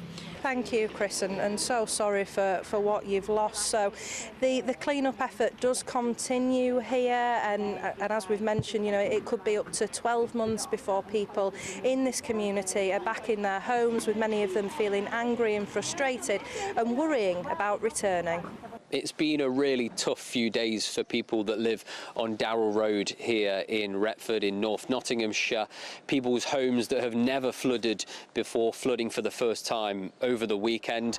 In other areas of Retford, places that flood quite regularly, experiencing the nightmare all over again, raising questions as to whether flood defences are in the right place or whether the right funding was allocated to an area that was told it would be getting some form of flood funding. Right now it is still raining, but a lot of the flood waters have gone back. The River Idle over the weekend got to its highest levels on record, but that now has subsided. There are still flood warnings for lots of places here in the East Midlands, as well as along the River Trent. But the flood warnings for Retford have now been removed by the Environment Agency, which is a good sign for people that have experienced devastation and despair on a level that most people can't even comprehend. It is a tough few days, if not weeks and months, for the people of roads just like this one. And at the end of this week, there is still more rain to come. Well, you saw flooding victim Chris Lloyd there being interviewed by Anna. Let's catch up with him again now. And I believe that's his wife, Sophie, with him. Good morning to you there. Thank you for joining us on GB News Breakfast. So, very raw footage there of your belongings, damaged belongings being carried out of your home. How are you keeping now? How are you bearing up? Well, we're trying to battle for Catcliffe. We seem to have been on a lot of newsagent programmes and stuff, and we're pushing for some help for Catcliffe. We're pushing for a future for Catcliffe. On a personal thing, we're all right. We're lucky. We've got insurance, and we're being looked after on that side of things. But we want to help the people of Catcliffe that ain't got insurance, and a future for me and Sophie and the rest of Catcliffe as well. Yeah, you talk about the people without insurance. Do you know them? Have you met people who just don't know what to do next? Yeah, I keep going around Catcliffe, and we're trying to help as much as we can, but a lot of private rented ones don't seem to be able to afford insurance because the rent is so expensive at the current economic fight, what is it? Economy. Yeah, current economies. Yeah, crisis. Yeah. And Sophie, do you often despair at the fact that politicians seem to turn up to areas after the event? They promise things like flood defences, nothing seems to get done. Is there a feeling that these kind of flooding events, they're just inevitable now? Yeah, that's how it feels. We've not really had anybody around, to be honest. Even on the night of the floods, there was no one official. It was our neighbour that knocked us up to get us out of the house. I mean, it's interesting, we were talking about insurance there, and luckily you were, but that doesn't save you from the heartbreak of watching things completely ruined in your home and then wondering how you're ever going to rebuild anyway. I mean, when do you time it? We hear that there's more rain to come. Well, yeah, that's the question that we've got. What's the future for Catcliffe? The flippant attitude of the Environment Agent, of it being a floodplain, of it being a basin, it is not an answer. I didn't know when I bought it early 2000. People could call me silly if you want because there was a river at Bottom Road, but I wasn't aware this was going to happen. And what happened in 2007 with pumping Nully Reservoir out and saving hospitals, etc., etc. I took that on the chin. I accepted it wouldn't happen again and tried to get on with life. But because it's my second time, it's going to be really, really difficult to settle and get on with life. And guys, it seems that boring things, tiresome things like dredging canals, keeping waterways clear, keeping drains unblocked, the things that councils are meant to do, they seem to have been increasingly overlooked, don't they? I mean, we're hearing about councils going bankrupt this week all over the place. Do you think that's what it is? They've kind of taken their eye off their ball, they're not doing their job properly, and as a consequence, people like you and your community are on the receiving end? Well, I think they've made mistakes from the beginning. The houses that we bought, I found out, were originally council houses that were knocked down because they kept flooding. Mistake, they're reselling them to a developer. And then the other mistakes is all around us, all the greenery has been tarmacked. So it's all industry and housing estates, and we're at the bottom. So we don't really matter to people. It's old Catcliffe, and we seem to just get flooded, and it's fine. It sounds, not surprisingly, I guess, it sounds as though you're becoming a bit of an expert on the whole idea of looking after the environment, looking after waterways and trying to protect houses. Well, I sort of got thrown into this because I've been here twice. So if I can do something for Catcliffe and as neighbours, because it's a lovely community and everybody does love their houses, they don't want to go. But if we were offered the opportunity to buy us out and move away, the majority would do that, because we can't live like this. People are going to be investing £30,000, £40,000 of their own money to put their houses back together. And the environment tell us it could happen again next month, next year. I mean, what is the point? What's the point of insurance spending all that money if they're just saying tough luck? And just to hear you say that again, your houses were built on an area where there had been council houses that had to be knocked down because they kept flooding, and you didn't know that? We didn't know that. It didn't come up any surveys or anything like that, early 2000s. Or I was really silly and didn't listen. But yeah, we found out recently that it was council houses. They kept flooding, so council knocked them down, demolished them. They moved residents from those properties further up the road and promised them they'd never flood again. And then somehow, I don't know, but a developer was allowed to buy them, and they were rebuilt. And then it flooded in 2000, 2007 and 2023. Honestly, that beggars belief, doesn't it? Well done with all the fighting for everybody else that you're doing as well at the moment. And I see you're there in a hotel room. I wonder how long you're going to be there until you can move back into what you'd call home. Do you have any idea how long it's going to take? Well, we're moving hotels today because they haven't got room for us here anymore. So we're into a different hotel. And they're talking 12 months before we can get back home. Dear, oh dear. Yes, OK. that's terrible. Well, Chris and Sophie, thank you so much for joining us today on Breakfast, and please keep soldiering on. You're doing yourselves and the community proud. Well done. Yeah, thank you. Yeah, thanks for keeping this story going. I know there's a lot of bad things in the world going on, but we've got to think of us and Catcliffe as well. Absolutely, you have. Yeah. For everybody else in the world, the flooding, all the wars and stuff, but I've got to push for Catcliffe. Well, today you're putting it on the map. Thank you. Well done. Yeah. Thank you. Gosh, that just shows, doesn't it, Mother Nature can wreak her havoc, as well as man wreaking havoc upon man, as what's going on in the Middle East at the moment and in Ukraine, of course. And, of course, we hear that there is more rain to come for those poor people. Let's find out the very latest weather news for you from Aidan McGivern. Hello, very good morning to you. It's Aidan McGivern here from the Met Office with the GB News forecast. Plenty of heavy showers in the forecast for today and over the next couple of days. Some longer spells of rain as well. But in between, a few drier and brighter interludes. A few pockets of mist and fog first thing through the Midlands, East Anglia, parts of northern England. But all in all, unsettled start to the day for many of us. Showers or longer spells of rain. One spell of persistent rain continuing across eastern Scotland. Further issues from this through the weekend. And then another bout of wet and windy weather pushes into the south and southwest, as well as South Wales by the afternoon. It's mild in the south, it's feeling cold in the far north, and for Shetland and Orkney actually just the odd shower, but otherwise some bright spells, likewise for western Scotland. But it's in eastern Scotland where that rainfall continues to mount up over the weekend, falling onto very wet conditions could cause issues. The wet and windy weather in the south pushes north overnight, and so by the start of Sunday, it's blustery and wet across Northern Ireland, Northern England, much of Scotland. Further showers arrive into the south and southwest, as well as Wales during Sunday.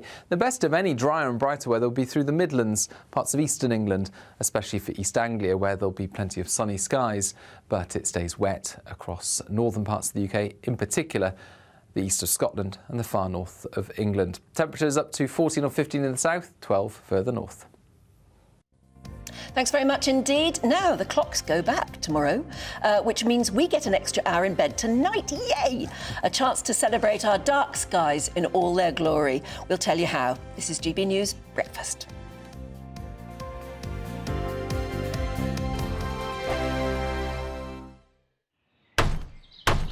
Who is it? We're here for the show.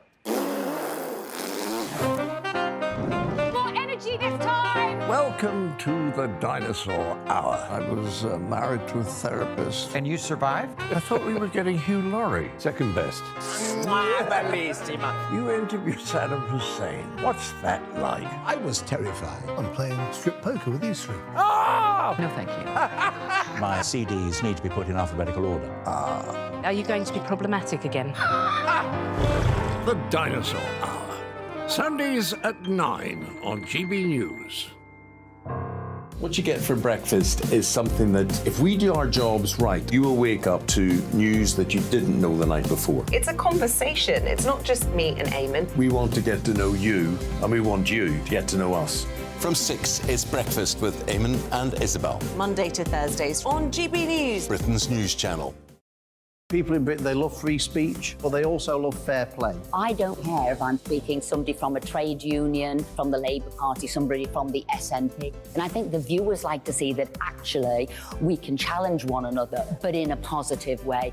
We think we ask the questions that people want to ask, and often we ask the questions that we wanted to ask in Parliament but never got the chance to ask. So join us every Saturday, 10 a.m. till noon on GB News, Britain's news channel. Nightmare commute. Kick it up a gear with me, Patrick Christie's, at drive time, 3 till 6 p.m, Monday to Friday on GB News Radio. You can listen online and on DAB+, on the smart speaker app, and on the GB News app. And if you've got an Alexa, all you have to say is, Alexa, play GB News. We're also on TuneIn and the Radio Player apps. From the school run to rush hour, get revved up with me, Patrick Christie's, on GB News and GB News Radio. Tired of the usual focus-tested, pre-prepared Westminster runaround? Well, so am I. So you want higher taxes? Is your department to blame for this? Are you rethinking this policy? Every Sunday at 9:30, I'll be sitting down with those in power to get the truth about the issues affecting you. Let's be honest, we've known about the cost pressures of this project for years, not months. That's the Camilla Tominey Show, a politics show with personality. On GB News, the People's Channel, Britain's news channel. Now then, Lee Anderson here. Join me on GB News on my show, The Real World, every Friday at 7 p.m. I'm not eating bloody cat. Are you Delicious. mental? Open your mouth. OK, here comes a train. Reminds me of the scene in Singing in the Rain. Adam, is that a good one? Whoa! Join me at 7 on GB News, Britain's news channel. When the news happens, it happens here. And really important breaking news. Breaking news this morning. On TV, radio and online, the news starts here on Britain's Newsroom. All the biggest stories and the answers that you need from across the UK and beyond. Join Britain's Newsroom from 9:30 on GB News. The People's Channel, Britain's news channel. GB News, unlike other broadcasters, isn't obsessed with the London-Westminster bubble. We think there's a nation beyond the M25, and that's why we talk about the issues that matter across the land. Join me on State of the Nation, 8 to 9 o'clock, Monday to Thursday, on GB News. Daisy's listening, and you should too.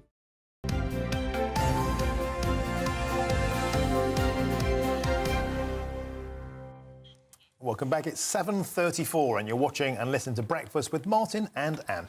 Now, the clocks go back tomorrow, which they sort of go back tonight, if you see what I mean. It means we get an extra hour in bed tonight as we prepare for the colder months, when the sun sets earlier and you forget what it looks like and the days get shorter. And of course, the clocks won't go forward again until March next year. But even so, the debate as to whether we should continue with this, to comply with this daylight saving time, continues to run rife. Yeah, and it always has. Throughout my entire career, I've had this debate, haven't you too? Academics, scientists, campaigners, they're all calling for the abolition of the clock turning back tradition, or turning at all. They say it will improve our mental and physical health, public safety and well-being. Now, for some, it's a chance to celebrate our dark skies and all their glory, which, as our South West of England reporter Jeff Moody now explains, are increasingly rare. As the nights draw in, a chance to discover the dark. And the darkness is nowhere more beautiful than on Exmoor. So Exmoor's got some of the darkest skies in all of the UK, and in fact it was the very first international dark sky reserve in all of Europe, designated back in 2011. So it's something we're really proud of, and the Dark Skies Festival is a great opportunity over kind of 2 or 3 weeks in October every year to bring everybody together and to really celebrate our dark skies, to get out there and experience them. We've had over 60 events over the course of the last couple of weeks, of which tonight is one of them. So says Dan James, who helps run a series of events every October to promote a love of dark skies. Tonight, a moonlit walk around Wimbleball Lake. There's a whole host of events this month, from dusk safaris to children's competitions. The aim? To encourage us to look at the night sky afresh. It's really important we look after our dark skies. They're an increasingly rare commodity. As the world develops further and further, less and less stars are available to see. And it doesn't only impact kind of people's enjoyment of the dark skies, but it also impacts wildlife. It can impact human health in terms of kind of your sleep patterns and rhythms. So, yeah, it's really important that we all do what we can. And it's not about not having any light, but it's about the right light in the right place. Luke Hother from Southwest Lakes Trust believes with a few precautions, anyone can enjoy the sky at night. If you get the night sky perfect, so it's crystal clear, the sky is absolutely phenomenal, beautiful. But also we are on the national park, so it can be adverse weather conditions, a bit windy, a bit blustery, a bit wet. So I definitely recommend always checking the forecast before you go for a night stroll. Also, definitely make sure that you've got an understanding of the location, OS map, making sure you've got what 3 words just in case, and that you know the routes well before you take it at night. There are 6 dark sky reserves in the UK, from Northumberland down to Exmoor. Each one a chance to look at thousands of stars, satellites and planets. And in a world where urbanisation and light pollution dominate, these skies are a rare and precious thing. Jeff Moody, GB News. Marvellous sights there. Beautiful celestial images from Jeff Moody. Well, joining us now to discuss this is Road Safety Advisor for GEM Motoring Assist is James Luckhurst. Good morning to you, James. So the clocks go back once again. From a road safety point of view, do you think this tradition should end? It's something that anybody working in transport and road safety would agree that there are more collisions that happen during the evening rush hour during the week than there are in the morning rush hour. And the statistics show that by doing away with what we're currently about to do tonight and by not putting the clocks back and adopting a slightly different approach would result in, I think government figures say, around 280 deaths and 200 serious injuries each year. So certainly something to do. Yeah, I mean, originally, didn't we all start turning clocks back and forward to assist the farmers? That was the idea, wasn't it? Yeah, I was looking at this. What's interesting is that there was actually something in 1901 called Sandringham time, because Edward VII wanted to get out hunting and not to have to finish hunting too early. So all the clocks in Sandringham were put forward 30 minutes so that they would get a little bit more time in the evening to finish their hunting. But yeah, in 1916, Germany put the clocks forward and the UK followed, and it was left in that sort of way in the current system that we've got to assist those who get up early in the mornings, the farmers and the postal workers and other early risers. It's less relevant today, and I think something interesting is that the National Farmers Union in Scotland don't have the objection that they used to for us to do away with that system, because we can't actually make more light. We can't make the sunrise earlier. It's all sort of a perception. So we try to focus on the lives that could be saved by just making this change. Absolutely. You can't make more light, you just shove it around a bit. It's good to talk to you. Thanks very much indeed for putting that into perspective. I wonder whether it will ever happen, though. Well, I think we may well be here for years on yet having this same debate. I think we probably will. Yeah. Anyway, thanks to James Luckhurst there. So coming up, we'll be asking how former PMs have fared presenting shows. Bear in mind, GB News has just signed Boris Johnson. Stay tuned. In a world of dull and predictable radio and TV shows. Oh, hi. On Mark Dolan tonight, we've got big guests. We drill into the big stories of the day. The show adds up to a brilliant listening and viewing experience. Mark Dolan Tonight is the most entertaining current affairs show ever, and that's a fact. Join me, Mark Dolan, Fridays and Saturdays from 9, Sundays from 10. Only on GB News, the People's Channel, Britain's news channel. There's only 3 people you can trust in life. Your doctor, your lawyer, and your nana.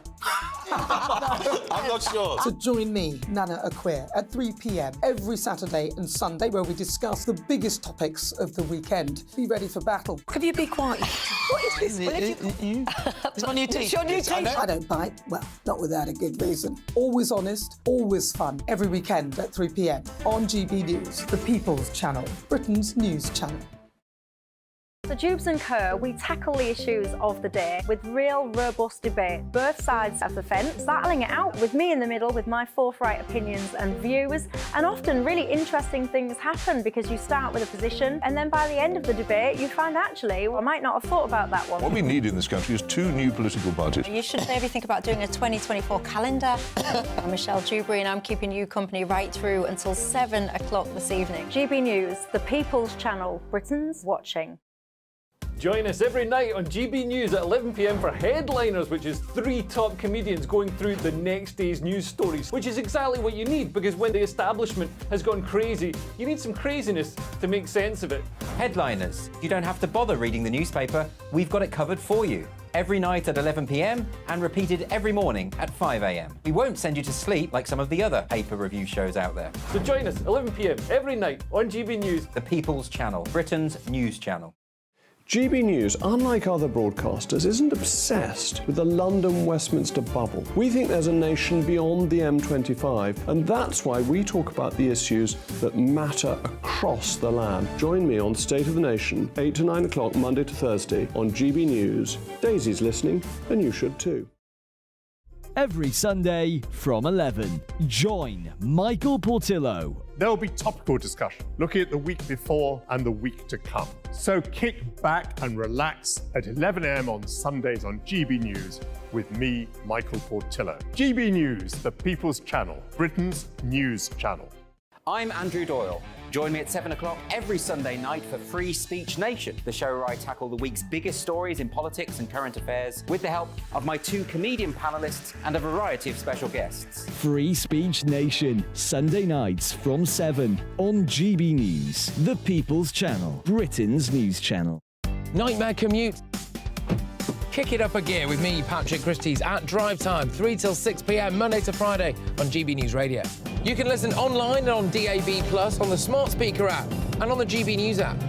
And if you've got an Alexa, all you have to say is, Alexa, play GB News. We're also on TuneIn and the Radio Player apps. From the school run to rush hour, get revved up with me, Patrick Christie's, on GB News and GB News Radio.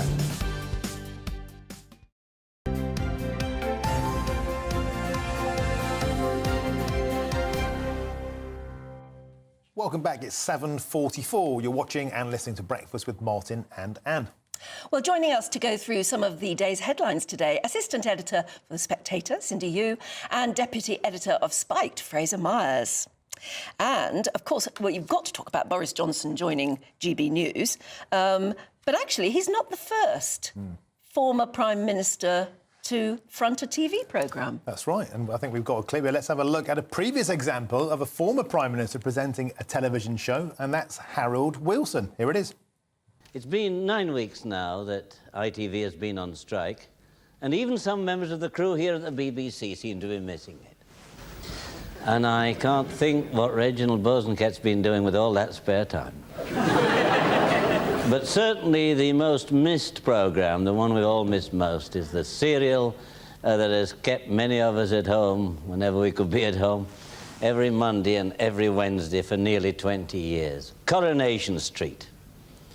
So to go some small way to repairing this loss, let me introduce the lady described by Jim Callaghan as the sexiest thing on television, Pat Phoenix.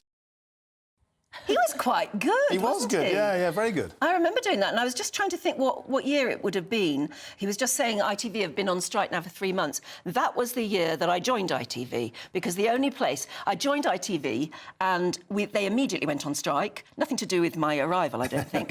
And the only place I could afford to eat was to go back to the BBC canteen. No, cross-pollinating. Even though I'd actually officially left, the BBC canteen was the only place I could afford to eat, because nobody was paid for 3 months. Yeah. It was the longest ever strike, I think. The whole of ITV went dark for 3 months. Have you found out what year it was? No. It was something like 79 or 80, I think it was. It'd be that sort of it, but he was actually really funny. Yes, he was good. I suspect Boris Johnson will have a slightly different style, less dry, more bombastic. More, I don't know, absolutely. Yes, and lots of long words. Yeah. Yes. That, you know, he has to then explain. Yeah. What's been inverted pyramid of piffle was a good one. Protoplasmic jelly was the other one. Oh, that's very good, Fraser. What's been interesting, though, since the announcement yesterday afternoon of Boris being signed to GB News, there's been a huge reaction, as you'd expect, and you'd probably say there's equality between those who like him and those who don't. So in that sense, it's created a big ripple already. They'll still watch, won't they? That's it. Yeah. If you're violently opposed to somebody doing a television programme, you still watch, don't you? So you can have a good old criticise. He's fundamentally an entertaining person. You know, he's the way that he talks, his vocabulary, it doesn't have to be long words, it's just funny words. Yeah. He's just got a creative, original way of going about things. And that's why what made him such a good writer as well. And I guess what a lot of people will be hoping here at GB News is that he'll call on his retinue of friends to come on, and enemies, I'm sure, and it'll all make for very good stuff. Anyway, we know no more than that. We don't know when it's all starting, what time of day or anything like that. I don't imagine he'll be getting up at 3 in the morning to come in on breakfast. not like troopers like you, but I do think it's going to start in the new year. He said there's going to be presenting programmes. He wants to go on a tour of Britain, he says, to look at great British business, things like that. Whether that happens or not remains to be seen. And he's going to be a contributor and a presenter. And I'd quite like to see him getting cross-examined by some of his opponents. Yeah. Will he go to Peppa Pig World? An example of a great British business. But Martin, you're right, you know, just see him defending his record, you know, on some of the lockdown stuff, COVID stuff. It will be really interesting for this particular channel. You know, I'd love to see Bev versus Boris. And I think that's been... somebody very wry on another channel was saying maybe he and Carrie could do a makeover show where they, you know, grandiose designs, I think they called it. But we'll see. We'll see what happens. We have no idea, and probably neither does Boris at the moment. It's a big name signing. It's getting people talking. I think it's great for the channel. It'll just get more eyeballs coming in, and that's the point. Can we zip ahead, Fraser, to this story about a fake photograph that has been used on Twitter, or now called X? Yeah, so Jerry Adams, who people know from Sinn Féin, shared this picture of a father carrying his children out of the rubble from Gaza. And it was generated by AI, and it's completely fake. And you can see, if you look closely, that it's fake because some of the children have 6 toes, some of them have 3. You can see parts of their body sort of merging into each other. It's very strange. I'm trying to understand what is the motivation for sharing something like this, because, you know, there's absolutely no one who doubts that there are real horrors happening at the moment in Gaza. And there is lots of video and photographic graphic evidence of this. What is it about this AI image? What is it about these fake images that draw people to? Maybe it's just because he saw it and found it so shocking. He just wanted to pass on the message that this is just terrible, what's the world coming to? And I think also it might be to do with the way that it's kind of staged, you know, the father is in the sort of centre holding the children. There's something almost a little bit sort of tragic and heroic at the same time about it. But it's interesting how people are drawn to perhaps fake stuff maybe more than the real stuff. It asks questions, doesn't it, Cindy, about the propensity to suspend disbelief or not to fact-check, because, of course, people like Jerry Adams agree with the political position of this fake image. Therefore, they bang it out without stopping to check its veracity. Well, look, we all have confirmation bias, you know, as human beings. We all are victim to confirmation bias. We like to think, we like to hear things that we agree with and then just kind of like disregard other stuff that we don't agree with. So that's understandable, but especially online, especially with someone of his following as well, you really need to fact check everything.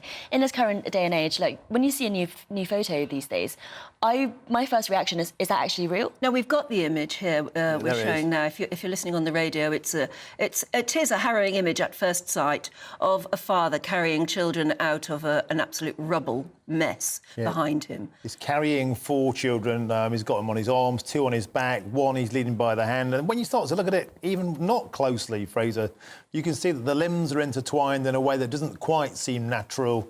But again, as you say, it ticks all of the boxes. There's demolished buildings in the background. They're all covered in dust. It's children in a war zone. It's the sort of image, Cindy, that people like Jerry Adams want to believe is real.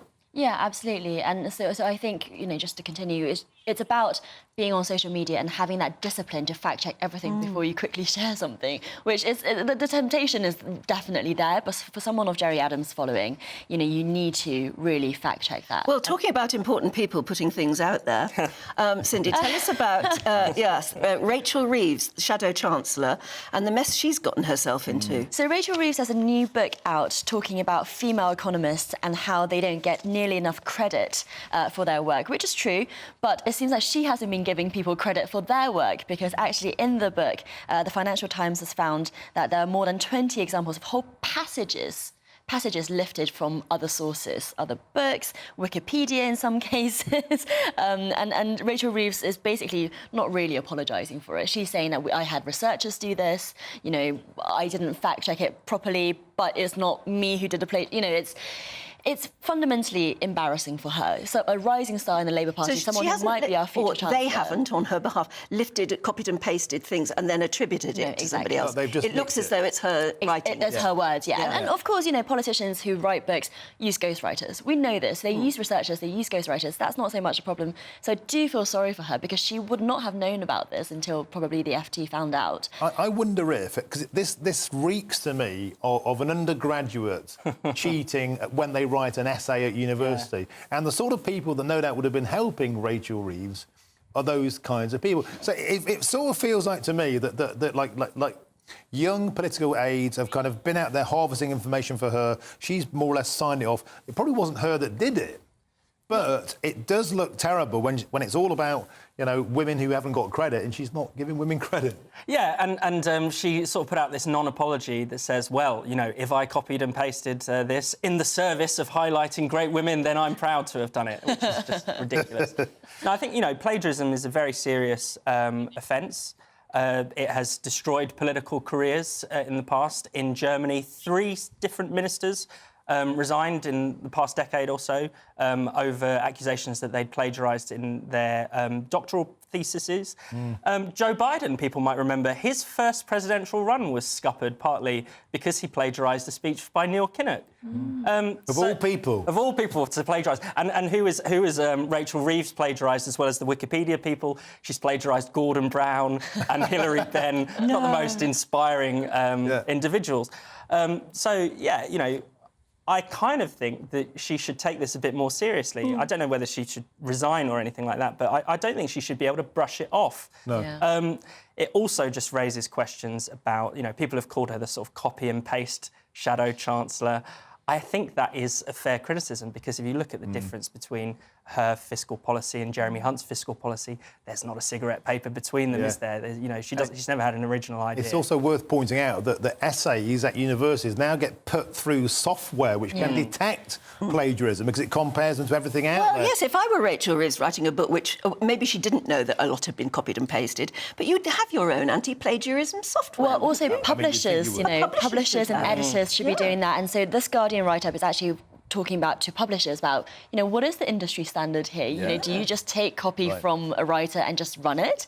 Surely you check it. And actually, it does seem like the whole industry has slightly a bit of a problem with low thresholds of something that gets published, and they don't really run it through that kind of machinery. And actually, when you go back to AI, if you get what's that? The bot that writes ChatGPT. Thank you, ChatGPT. If you ask it to write you an introduction to an item you're talking about on the news, or an introduction of a speech, if you ask it to do that, does it plagiarise? Does it lift from other sources?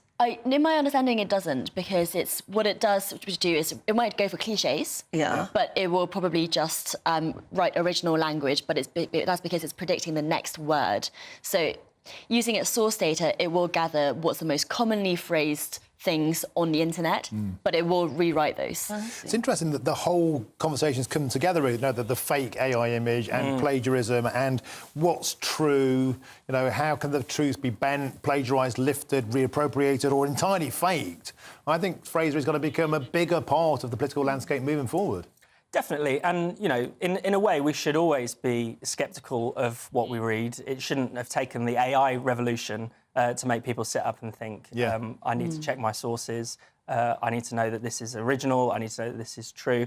I mean, it's interesting thinking just about the sort of disinformation question. You know, understandably, there's a lot of disinformation flying around about the war, but we're going to be talking. Sorry to cut you short because we're just at the end of our time, but we will be talking about that quite a lot a bit later on in the programme as well. Do stay with us. You're watching Breakfast on GB News.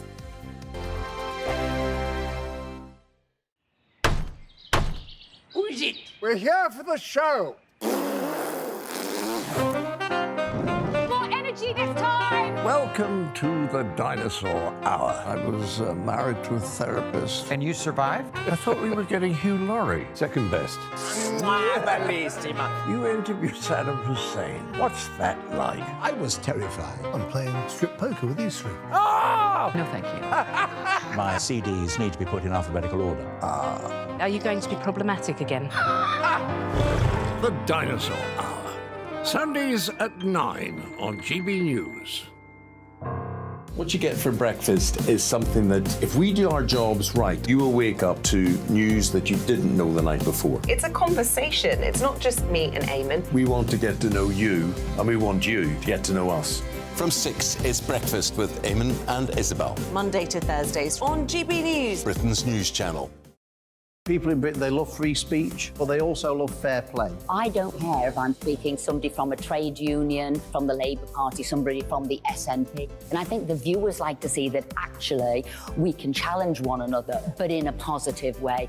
We think we ask the questions that people want to ask, and often we ask the questions that we wanted to ask in Parliament but never got the chance to ask. So join us every Saturday, 10 a.m. till noon on GB News, Britain's news channel.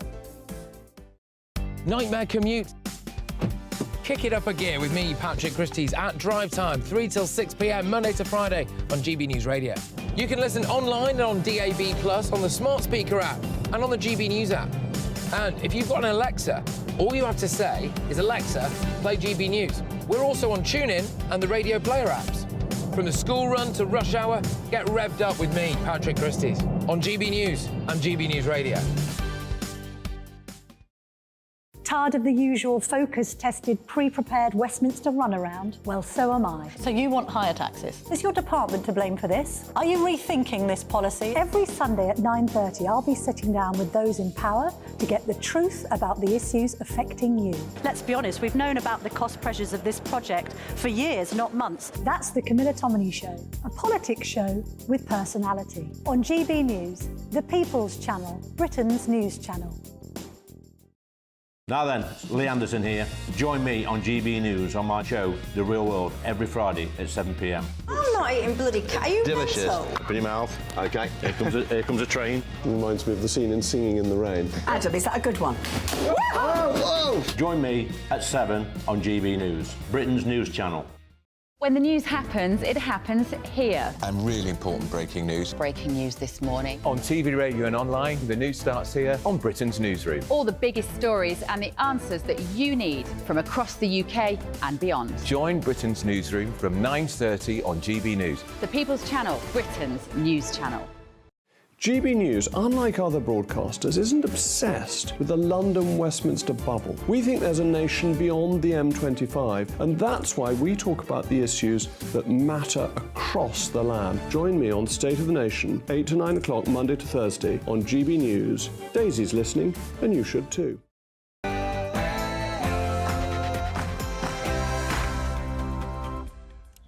Good morning. It's 8 o'clock on Saturday, the 28th of October. Today,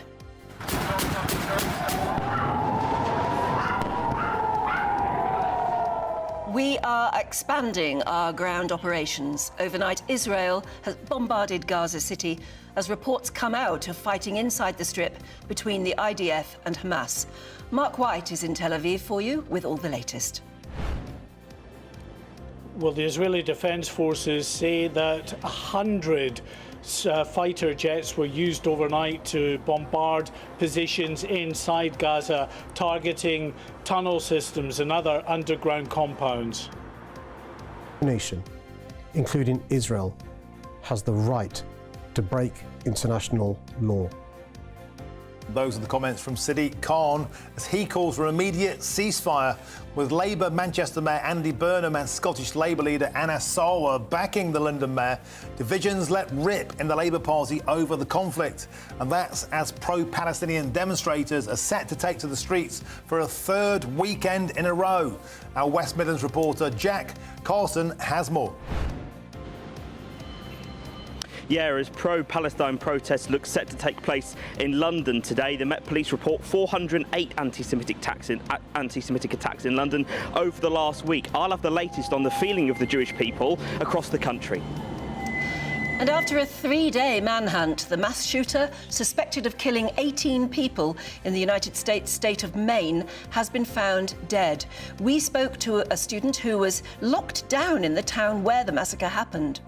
Really is gut-wrenching and horrific, and there is so much unity in this community and across this nation in how horrific these events are, and there's no way around that.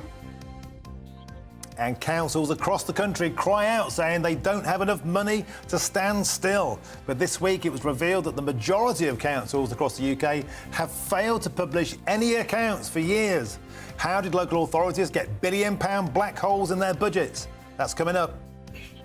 And can you tell what's fake or fact? As the Prime Minister warns of the dangers of artificial intelligence, we'll be looking at how to spot whether an image, like the one you're seeing now, Boris Johnson as 007, well, is that real or fake? And how you can avoid being tricked. And there was a picture of Boris Johnson doing a press-up in his vest. I think that may be fake. Anyhow, Aidan McGivern will have all your weather forecasts. Plenty of rain or showers once again to talk about in the forecast for this weekend, but it won't be wet everywhere all the time. Find out where and when you'll need a raincoat in the forecast coming up. And another Aidan is here with all the latest sport. Yes, indeed. Well, Tottenham moved 5 points clear at the top of the Premier League last night with a hard-fought win at Crystal Palace. And we'll be looking ahead in boxing to another big night for Tyson Fury. Well, it's lovely to be with you this Saturday morning. I'm Anne Diamond. And I'm Martin Daubney, and this is Breakfast on GB News.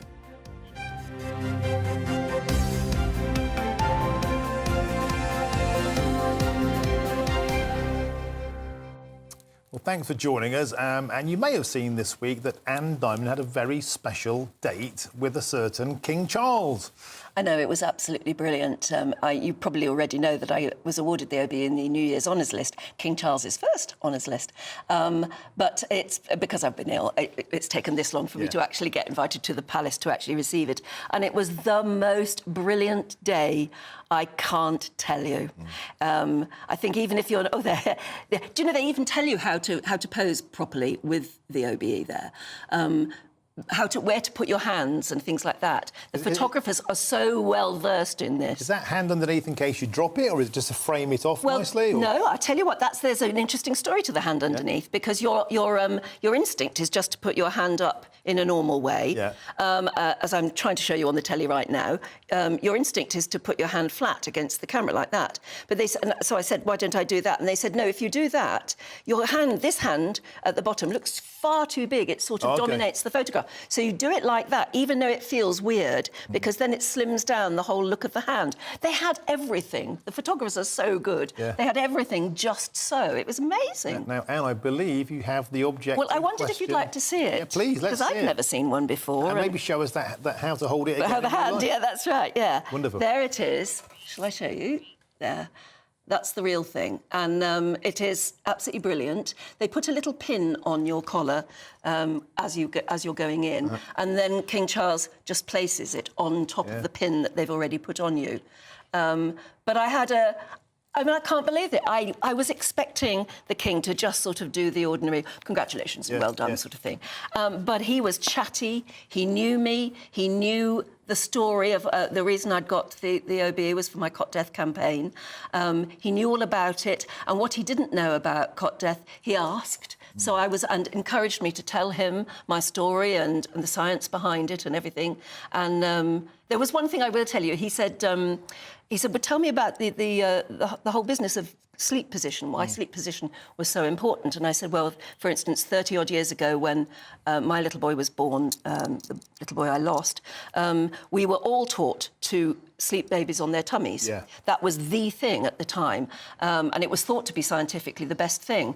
And I said, you know, fundamentally, after a lot of research, we found that actually the babies who were dying of cot death were the ones on their tummies. So when we actually brought out the advice to sleep babies on their backs, the cot death rate plummeted. Wow. And he said, well, that means I was probably slept on my tummy. Yeah. And I said, yes, I think you probably were.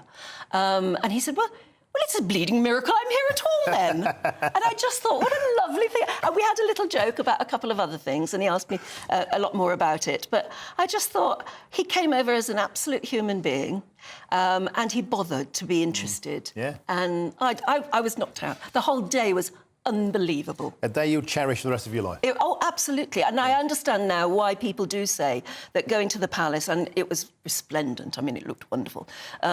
It was such an experience that you would never forget that. Absolutely. Yeah. Well done, you. And well done to all of the people who work at the palace, who are so lovely and work so hard to make it very special for you. They all know your name. You know, how do they? Oh, and the other thing that was wonderful is as we were coming out, they were changing the guard. So we saw the changing of guard from inside the palace. A double whammy. Yeah, it was wonderful. Brilliant. And very quickly, Linda in Leeds says, congratulations, Anne, on your OB. Well-deserved. I love GB News. Oh, thank you. There were ever such a lot of people at the palace who watch GB News. Really? I can't tell you. What? Staff and guests. The King? I didn't actually ask him that. Next time. I don't want to be disappointed, so I didn't ask him that. But no, he was fab, is all I can say. If you've never been a particular Prince Charles fan, now he's king, I'm telling you, I think he'll be brilliant. I really do. I was terribly chuffed. I haven't got over it yet. Still flustered. Yeah, I really am on cloud nine still. Great. So thank you to everybody and all your good wishes and everything. Thank you very, very much indeed. Right, it's 7 minutes past 8. We better get on with our real job, eh? To our top story, of course, and that's the Israeli army has stepped up its ground operations in Gaza overnight amid a wave of intensified attacks on the enclave. Yeah, Hamas says its militants in Gaza were ready to confront the Israeli attacks with, quotes, full force. Israel now says it has killed a Hamas chief who they say helped to master plan the October the 7th terror attacks. Meanwhile, Gaza is facing a near-total communications blackout, cutting Palestinians off from the outside world and, of course, cutting them off from each other. And GB News security editor Mark White is live for us now in Tel Aviv. Good morning to you, Mark. Thanks for joining us again. What's the latest on the ground there? Good morning. Well, the Israeli Defence Forces say that 100 fighter jets were involved in the operations to target Hamas operations on the ground last night. And they targeted, according to the IDF, 150 tunnels and other underground compounds that are being used by Gaza. This in addition to other strikes that took place on Hamas infrastructure above ground. Now, the IDF have just released video showing dozens of tanks mustering and heading towards the border with Gaza, opening fire as well. We'll endeavour to get that turned round for you, but it shows the scale of the operation. It is not the start of the land war, as we've all been expecting, but it is a much more significant ground incursion than we've seen since these operations really began on the 7th of October. And it is a prelude, I think, to them going in a more significant way. What they're doing is taking out these Hamas positions, anti-tank missile positions, other positions that have been set up to try to attack the IDF forces when they go in significant numbers. It allows them to sort of map the way, to clear the way, to gather intelligence for that force when they eventually go in very significant numbers in the days ahead. Hey, Mark White, thank you for that latest update live from Tel Aviv. And of course, the situation between Israel and Gaza is flaring up differences in the Labour Party. MPs have apparently been instructed to stay away from pro-Palestine marches as the party attempts to maintain its distancing from those days of anti-Semitism accusations, which of course happened very much under former leader Jeremy Corbyn. But breaking their silence last night, London Mayor Sadiq Khan said that no nation had a right to break international law, and he's been backed by top Labour leaders, including Andy Burnham and Anas Sarwar. Let's have a listen. Substantial military escalation is now likely, which will only deepen the humanitarian disaster. I joined the international community in calling for a ceasefire. It would stop the killing and would allow vital aid supplies to reach those who need it in Gaza. Well, of course, that comes as the number of anti-Semitic attacks soar across the country. As the conflict in Gaza heats up, the Metropolitan Police Service have recorded some 408 attacks as Israel responds to the massacre of the 7th of October, exactly 3 weeks ago today. That's right, and also recording 174 Islamophobic attacks. The police service say they've made 75 arrests linked to both sides of the conflict thus far. And the police have also released images of those wanted for questioning in relation to alleged incidents during pro-Palestine marches in London. Well, let's speak now to our West Midlands reporter, Jack Carson. Jack, you're in Birmingham. We've been discussing the rise of anti-Semitism across the UK ahead of marches in favour of Palestine. What have people been telling you?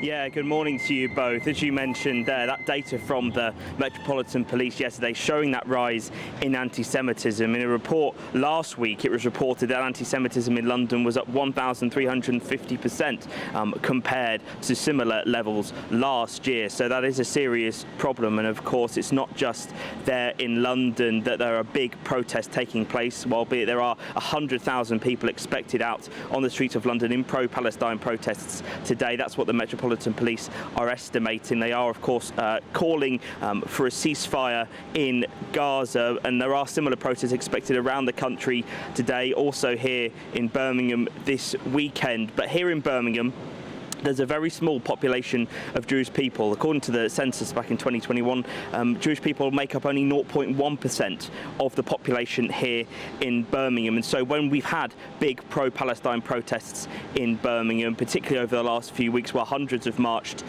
for the cause, it has been, in the words of Ruth Jacobs, who's the founder of the West Midlands Friends of Israel, a little bit scary. Here, take a listen to what she told me. Frightened and intimidated, because I don't believe that the majority of those people are really aware of what the situation is. Look, there's no question about it. People who have relatives who have been killed, whether it's through the bombing that Israel is doing to try and destroy the infrastructure, or even the people who are killed by their own government who put them in such difficult situations. Of course, I feel sorry for those people, but I don't believe that the majority of the people going on the demonstrations, yes, they have a cause which they feel strongly about, but I don't think they really understand what's really at stake here. We're a very small minority here in Birmingham, less than 2,000 Jews here altogether, and it's scary. All Jewish people in this country, whatever their political affiliation, I must be grateful to hear the government and the opposition standing so firmly in our court. I don't mean that I want them to be not standing to help the Palestinians. It's not that. But it's very easy to feel isolated and to be made to feel that unwanted.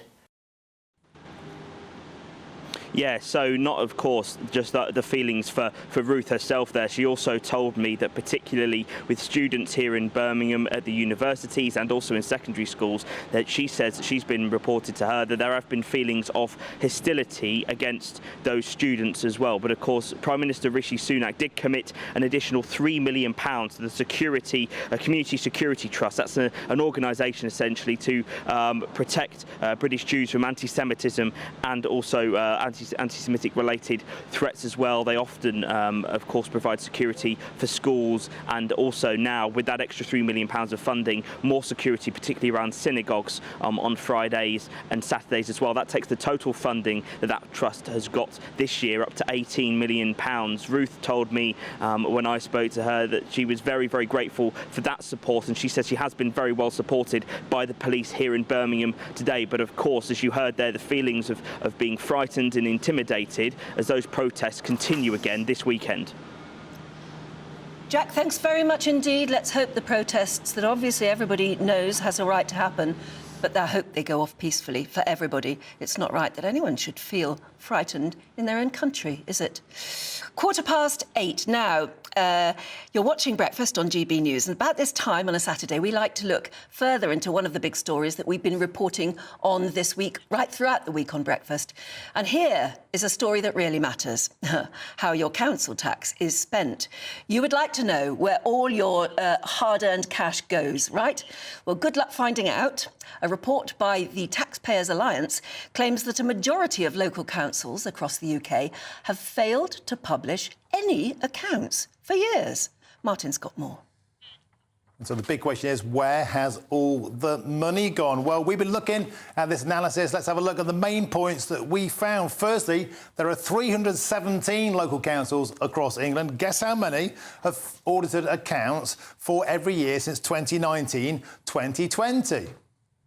Well, there we go. There's your answer. The answer is a staggering. Just 15, that's right, just 15 councils have filed their accounts. Northern Ireland did well. 10 out of 11 areas there published their accounts for the last 4 years, while only 6 of Scotland's 32 councils have bothered to do so. Well, just 31 councils across the UK, under 10%, that's right, just 10% have released their accounts for the last financial year, and the deadline was the 30th of September. In Wales, not a single council has bothered to publish its accounts for the last financial year. So, which councils are the worst offenders? Well, Barking and Dagenham in London, Coventry and in the Midlands, and Copeland in Cumbria haven't published accounts for the last 3 years. They didn't even begin a draft of their spending history. It's a staggering admission, isn't it? Well, we contacted these councils for their response, and we're still waiting. And over back to you. The big question is, where has all the money gone? Well, in fact, we did reach out to those 3 councils, and this is what they had to say. Coventry City Council told us, we have published our report for the last financial year, but the formal statement has been delayed due to technical issues relating to previous years. And they added, this is a national issue. Over 900 sets of accounts are outstanding nationally, and only 5 out of approximately 400 councils have published their accounts for the last financial year on time. Meanwhile, Barking and Dagenham Council said there has been a national shortage of local government auditors since the abolition of the National Audit Office in 2015. And then they went on to say the department has announced it's looking at a practical way to address this national backlog and get local government audits up to date. In Barking and Dagenham, we have draft accounts awaiting audit, and we look forward to working with the national government to get accounts published as soon as possible.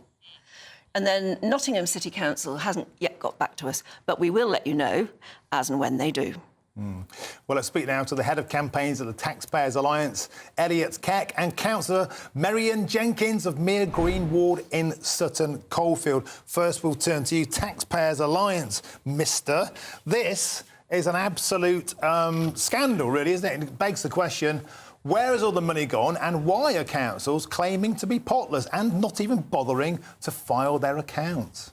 Well, absolutely, and local government is now responsible for around £110 billion of spending of taxpayers' money every year, whether that's from business rates, council tax or government grants, and a huge amount of that is now unaccounted for. We see, for example, that in the latest financial year, 97 councils that haven't even published a draft statement of accounts. So if you want to use the excuse that your auditor hasn't been able to audit your accounts on time, that's one thing. But if you haven't even published a draft for the public to look at, that's a real problem. And I think councils need to get real very quickly.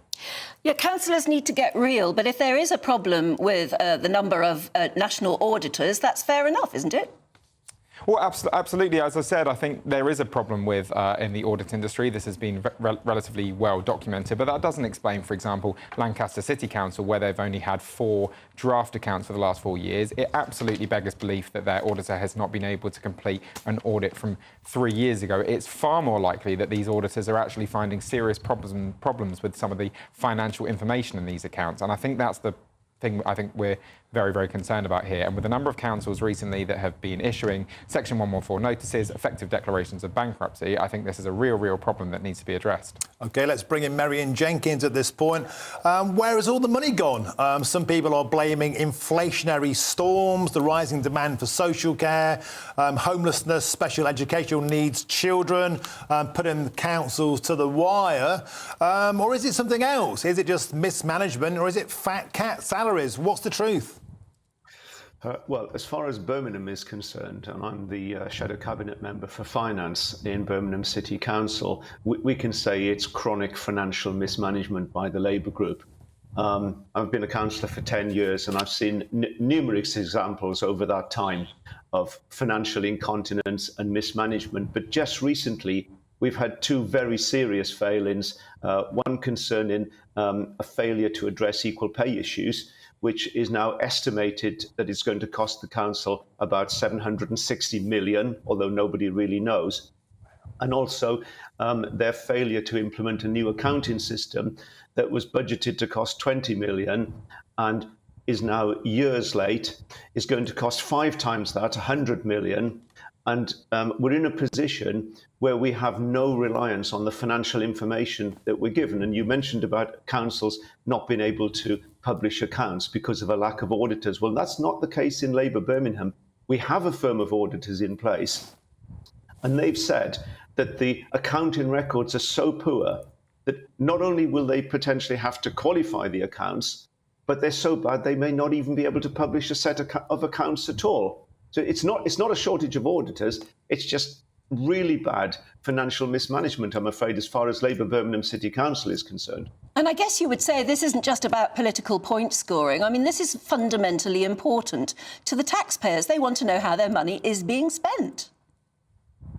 Yes, and they're more than entitled to ask that question. Obviously, I don't know how it's the situation has risen in other councils, but as far as Birmingham is concerned, I've seen 10 years of terrible waste and mismanagement. I mean, these last 2 things, the Oracle accounting system and the equal pay, have been 2 very bad examples that have brought the city to what is reported as being bankruptcy. A city council can't actually go bankrupt in the UK, but it's a good way to think of it. So those are the 2 things that have brought Birmingham to the edge of bankruptcy. But there have been numerous other examples, Anne, over the years where taxpayers' money has been squandered in a most terrible way.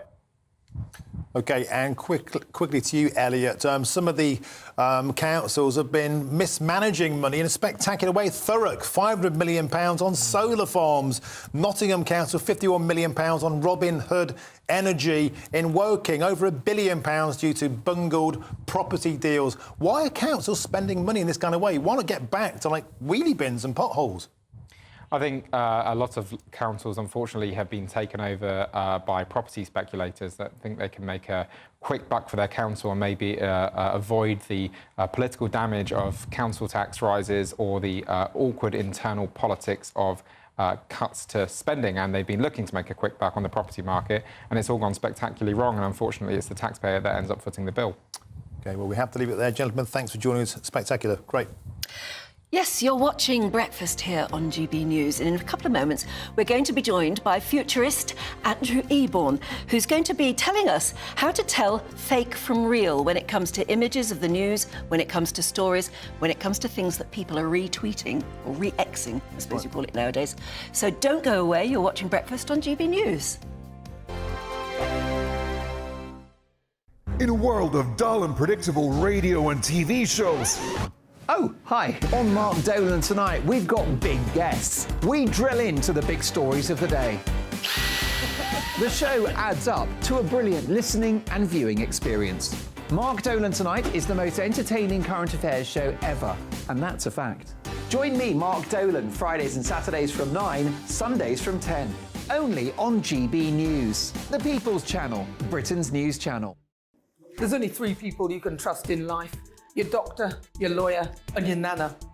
I'm not sure. So join me, Nana Aquare, at 3 p.m. every Saturday and Sunday, where we discuss the biggest topics of the weekend. Be ready for battle. Could you be quiet? What is this? It's my new teeth. It's your new teeth. I don't bite. Well, not without a good reason. Always honest, always fun. Every weekend at 3 p.m. on GB News, the People's Channel, Britain's news channel. So Jubes and Co, we tackle the issues of the day with real, robust debate, both sides of the fence, battling it out with me in the middle with my forthright opinions and views. And often really interesting things happen because you start with a position and then by the end of the debate you find actually, well, I might not have thought about that one. What we need in this country is 2 new political parties. You should maybe think about doing a 2024 calendar. I'm Michelle Dewberry and I'm keeping you company right through until 7 o'clock this evening. GB News, the People's Channel, Britain's watching. Join us every night on GB News at 11 p.m. for Headliners, which is 3 top comedians going through the next day's news stories, which is exactly what you need, because when the establishment has gone crazy, you need some craziness to make sense of it. Headliners. You don't have to bother reading the newspaper. We've got it covered for you. Every night at 11 p.m. and repeated every morning at 5 a.m. We won't send you to sleep like some of the other paper review shows out there. So join us 11 p.m. every night on GB News, the People's Channel, Britain's news channel. GB News, unlike other broadcasters, isn't obsessed with the London-Westminster bubble. We think there's a nation beyond the M25, and that's why we talk about the issues that matter across the land. Join me on State of the Nation, 8 to 9 o'clock, Monday to Thursday, on GB News. Daisy's listening, and you should too. Every Sunday from 11, join Michael Portillo. There will be topical discussion, looking at the week before and the week to come. So kick back and relax at 11 a.m. on Sundays on GB News with me, Michael Portillo. GB News, the People's Channel, Britain's news channel. I'm Andrew Doyle. Join me at 7 o'clock every Sunday night for Free Speech Nation, the show where I tackle the week's biggest stories in politics and current affairs with the help of my 2 comedian panellists and a variety of special guests. Free Speech Nation, Sunday nights from 7 on GB News, the People's Channel, Britain's news channel. Nightmare commute. Kick it up a gear with me, Patrick Christie's, at drive time, 3 till 6 p.m, Monday to Friday on GB News Radio. You can listen online and on DAB+, on the smart speaker app, and on the GB News app. And if you've got an Alexa, all you have to say is, Alexa, play GB News. We're also on TuneIn and the Radio Player apps. From the school run to rush hour, get revved up with me, Patrick Christie's, on GB News and GB News Radio.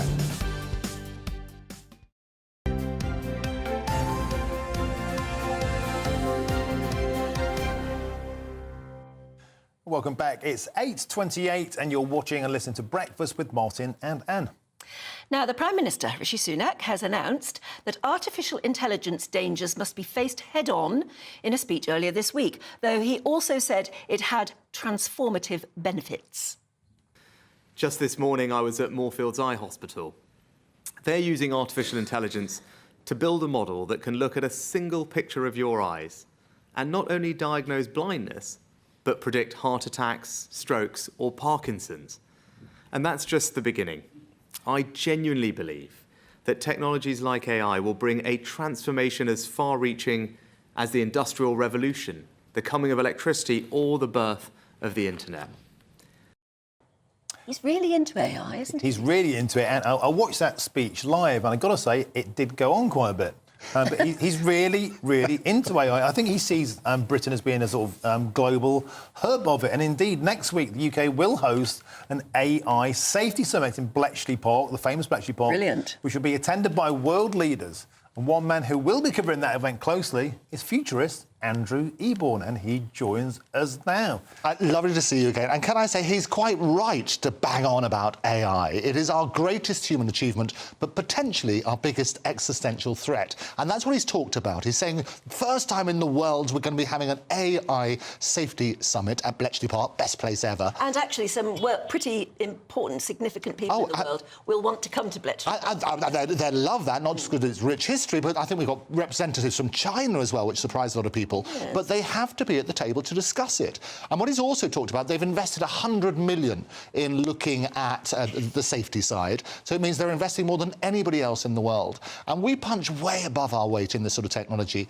So artificial intelligence can do all sorts of things. And there are great things that you can do with it, like you can solve all sorts of diseases. He referenced Moorfields, who I also work very closely with. And using the eye, you can detect things like Parkinson's 7 years early. Where does AI come into that? What happens is it basically can analyse the images much quicker than the normal people. So they're talking about huge savings on that point of view. But it can also be used for ill.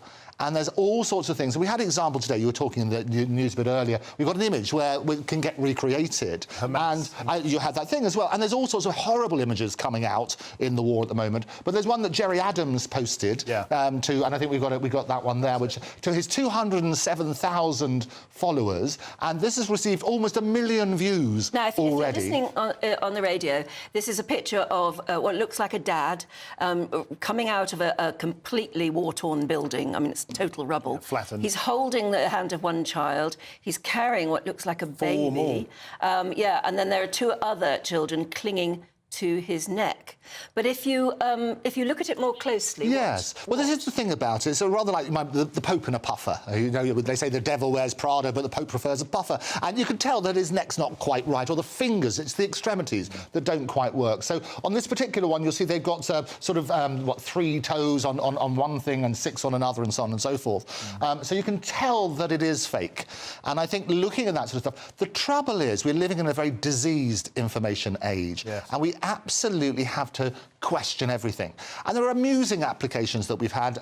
We had Drake, you might remember, doing a collaboration with The Weeknd, which fooled the world. It sounded brilliant on that point of view, but it was in fact fake and worked on that sort of basis. But we've also got some great pictures as well, which comes on. I think we've got one of the latest GB News signing. There's a couple of things that we trawled the internet. Have a look at this. There we are. The Pope and above, and here's Boris looking particularly good on that sort of basis. There he is working out.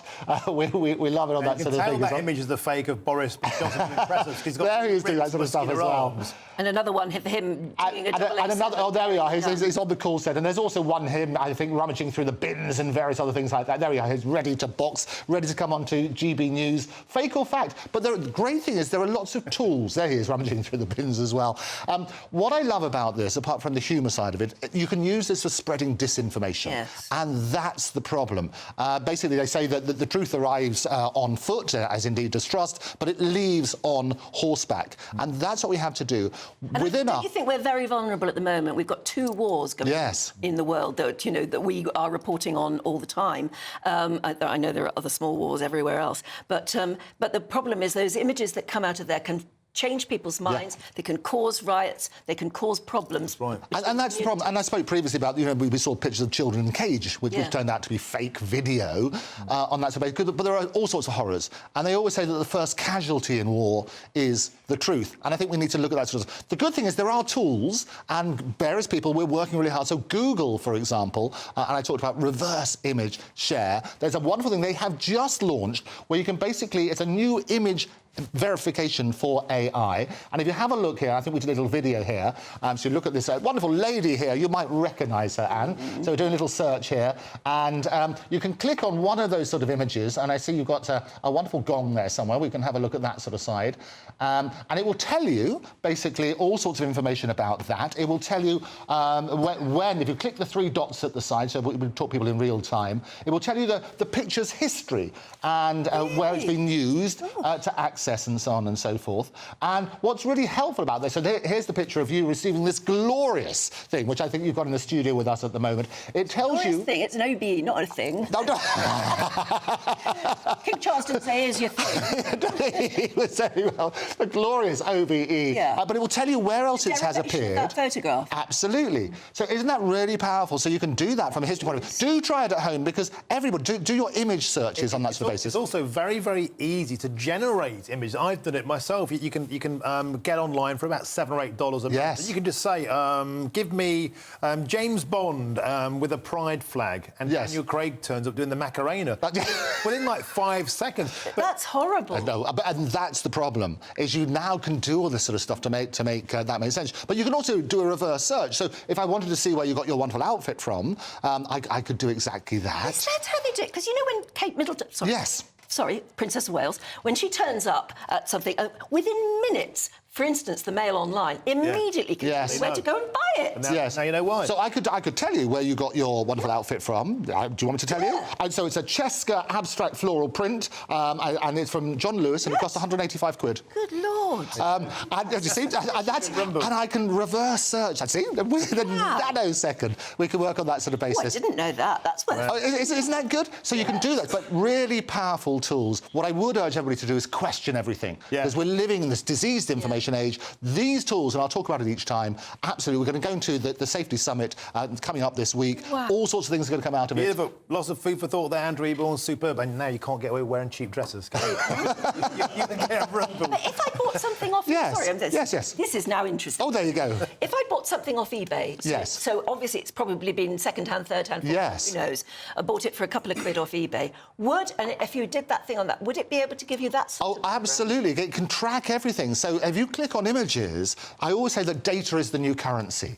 Wow. So what happens is you've got to be very careful information you share about things like Goose Green Primary School, all of those sort of things. You've got to be really, really careful, because that stuff is all out there. We should talk about, according to Gloria's Gone, can you show me one more time? Can I have a look at your OBE? Is it there? Oh, you want to see it? I don't think we've got time. You show me in the intervals, because I love it. I'll show you a bit later, because we are going to come back. I'm going to come back. I'm going to talk about the things. About the fact that the Beatles have now brought out a new song. So, I mean, this goes on and on and on, but we've got to draw a close to it here, because we've got to talk to Aidan about it. Oh, Aidan's here as well, isn't he? He is, yeah. I thought I spotted him somewhere. But Andrew will be back a bit later and tell us all about that. This is not an AI Aidan McGee. It is Aidan McGee. AI Dan. There we go. I like it. Yeah. Aidan, yeah, lovely. Let's go through the sport. We've got a bit of football. Tottenham.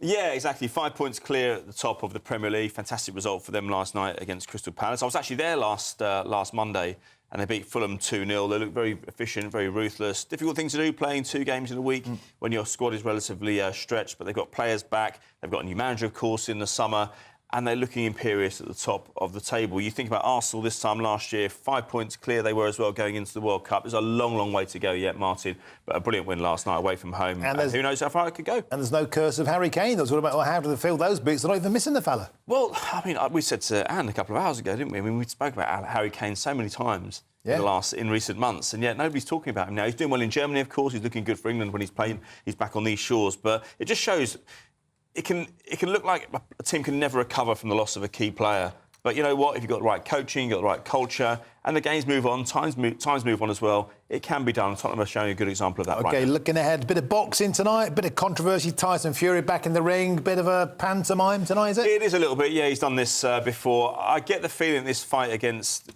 Francis Ngannou, who is an MMA expert, I think this was probably planned before the onset of the Alexander Usyk fight. It's not very well timed in terms of the schedule, but I don't expect him to have any problems with this one. And we'll be speaking to former boxer Spencer Oliver, who knows a great deal more about this than any of us do. But I think the word is that he won't have any problems tonight. It's at 11 o'clock start. And you can always tell, I think, that Tyson Fury has not really taken a fight seriously because he's carrying a lot of, how should we call it, baggage. Yeah, exactly. He's been in this situation before when he's not at his peak. But, yeah, he does take these, as you say, pantomime bouts here and there. But you know what? The numbers will be good for it because his box office, he's the biggest name in heavyweight boxing right now, ahead of even Anthony Joshua and Deontay Wilder. But I think the Alexander Usyk fight will, as long as he's got enough time, a couple of months or so, maybe 10 weeks or so to prepare, he won't have any problem either making the weight or being in peak condition.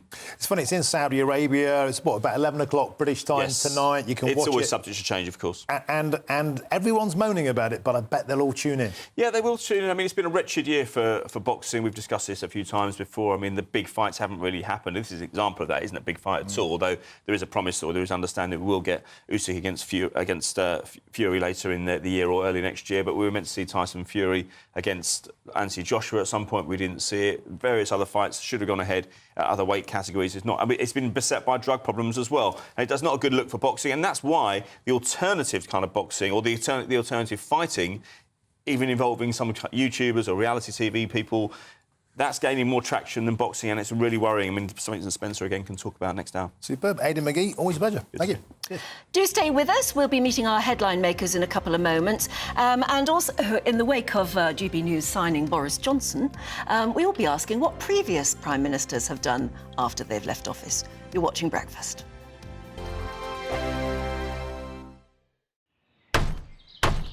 Who is it? We're here for the show. More energy this time! Welcome to the Dinosaur Hour. I was married to a therapist. And you survived? I thought we were getting Hugh Laurie. Second best.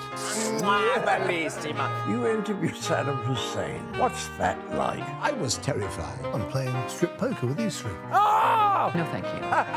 My CDs need to be put in alphabetical order. Are you going to be problematic again? The Dinosaur Hour. Sundays at 9 on GB News. What you get for breakfast is something that, if we do our jobs right, you will wake up to news that you didn't know the night before. It's a conversation. It's not just me and Eamon. We want to get to know you, and we want you to get to know us. From 6, it's Breakfast with Eamon and Isabel. Monday to Thursdays on GB News. Britain's news channel. People in Britain, they love free speech, but they also love fair play. I don't care if I'm speaking somebody from a trade union, from the Labour Party, somebody from the SNP. And I think the viewers like to see that actually we can challenge one another, but in a positive way. We think we ask the questions that people want to ask, and often we ask the questions that we wanted to ask in Parliament but never got the chance to ask. So join us every Saturday, 10 a.m. till noon on GB News, Britain's news channel. Nightmare commute. Kick it up a gear with me, Patrick Christie's, at drive time, 3 till 6 p.m, Monday to Friday on GB News Radio. You can listen online and on DAB+, on the smart speaker app and on the GB News app. And if you've got an Alexa, all you have to say is, Alexa, play GB News. We're also on TuneIn and the Radio Player apps. From the school run to rush hour, get revved up with me, Patrick Christie's, on GB News and GB News Radio. Tired of the usual focus-tested, pre-prepared Westminster runaround? Well, so am I. So you want higher taxes? Is your department to blame for this? Are you rethinking this policy? Every Sunday at 9:30, I'll be sitting down with those in power to get the truth about the issues affecting you. Let's be honest, we've known about the cost pressures of this project for years, not months. That's the Camilla Tominey Show, a politics show with personality. On GB News, the People's Channel, Britain's news channel. Now then, Lee Anderson here. Join me on GB News on my show, The Real World, every Friday at 7 p.m. I'm not eating bloody cat. Are you Delicious. mental? Open your mouth. OK, here comes a train. Reminds me of the scene in Singing in the Rain. Adam, is that a good one? Whoa! Join me at 7 on GB News, Britain's news channel. When the news happens, it happens here. And really important breaking news. Breaking news this morning. On TV, radio and online, the news starts here on Britain's Newsroom. All the biggest stories and the answers that you need from across the UK and beyond. Join Britain's Newsroom from 9:30 on GB News. The People's Channel, Britain's news channel. GB News, unlike other broadcasters, isn't obsessed with the London-Westminster bubble. We think there's a nation beyond the M25, and that's why we talk about the issues that matter across the land. Join me on State of the Nation, 8 to 9 o'clock, Monday to Thursday, on GB News. Daisy's listening, and you should too.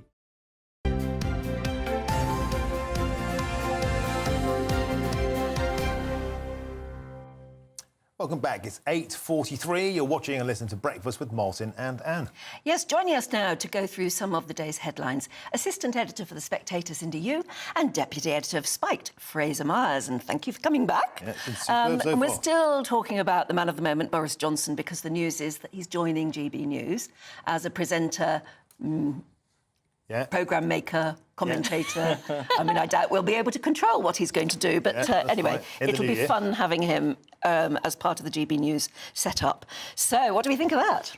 Very exciting. It is, I mean, as you say, because it's unpredictable, and that's one of the, maybe that's not the best quality of a prime minister, but that is a good quality in a television personality. Yeah. That's something that makes his speeches interesting. For instance, there's going to be an interesting turn of phrase. There's going to be something a little bit surprising that you're not going to get with some of our more wooden politicians. No, and he should be worth watching. Yeah, absolutely, and that's what makes him such a good after-dinner speaker as well.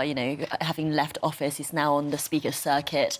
God knows how much money he's making. Well, Tony Blair made an absolute fortune speaking. And he's much more engaging than Tony Blair. I mean, Tony Blair is worth listening to, but Boris Johnson is engaging as well. It's interesting as well because Jacob Rees-Mogg does his kind of monologues at the start of his show, and they're actually really thought out. And one of the things that Boris is really good at is being an orator. Yes. So if we can channel some of that stuff that we saw in his greatest hits at the top of the show, some of those more Churchillian moments, to actually be more statesmanlike and more prime ministerial when he's actually not in office, that'd be amazing. That'd be good, but he has this range. He can do the serious, he can do the silly, and I quite like the silly side of him personally.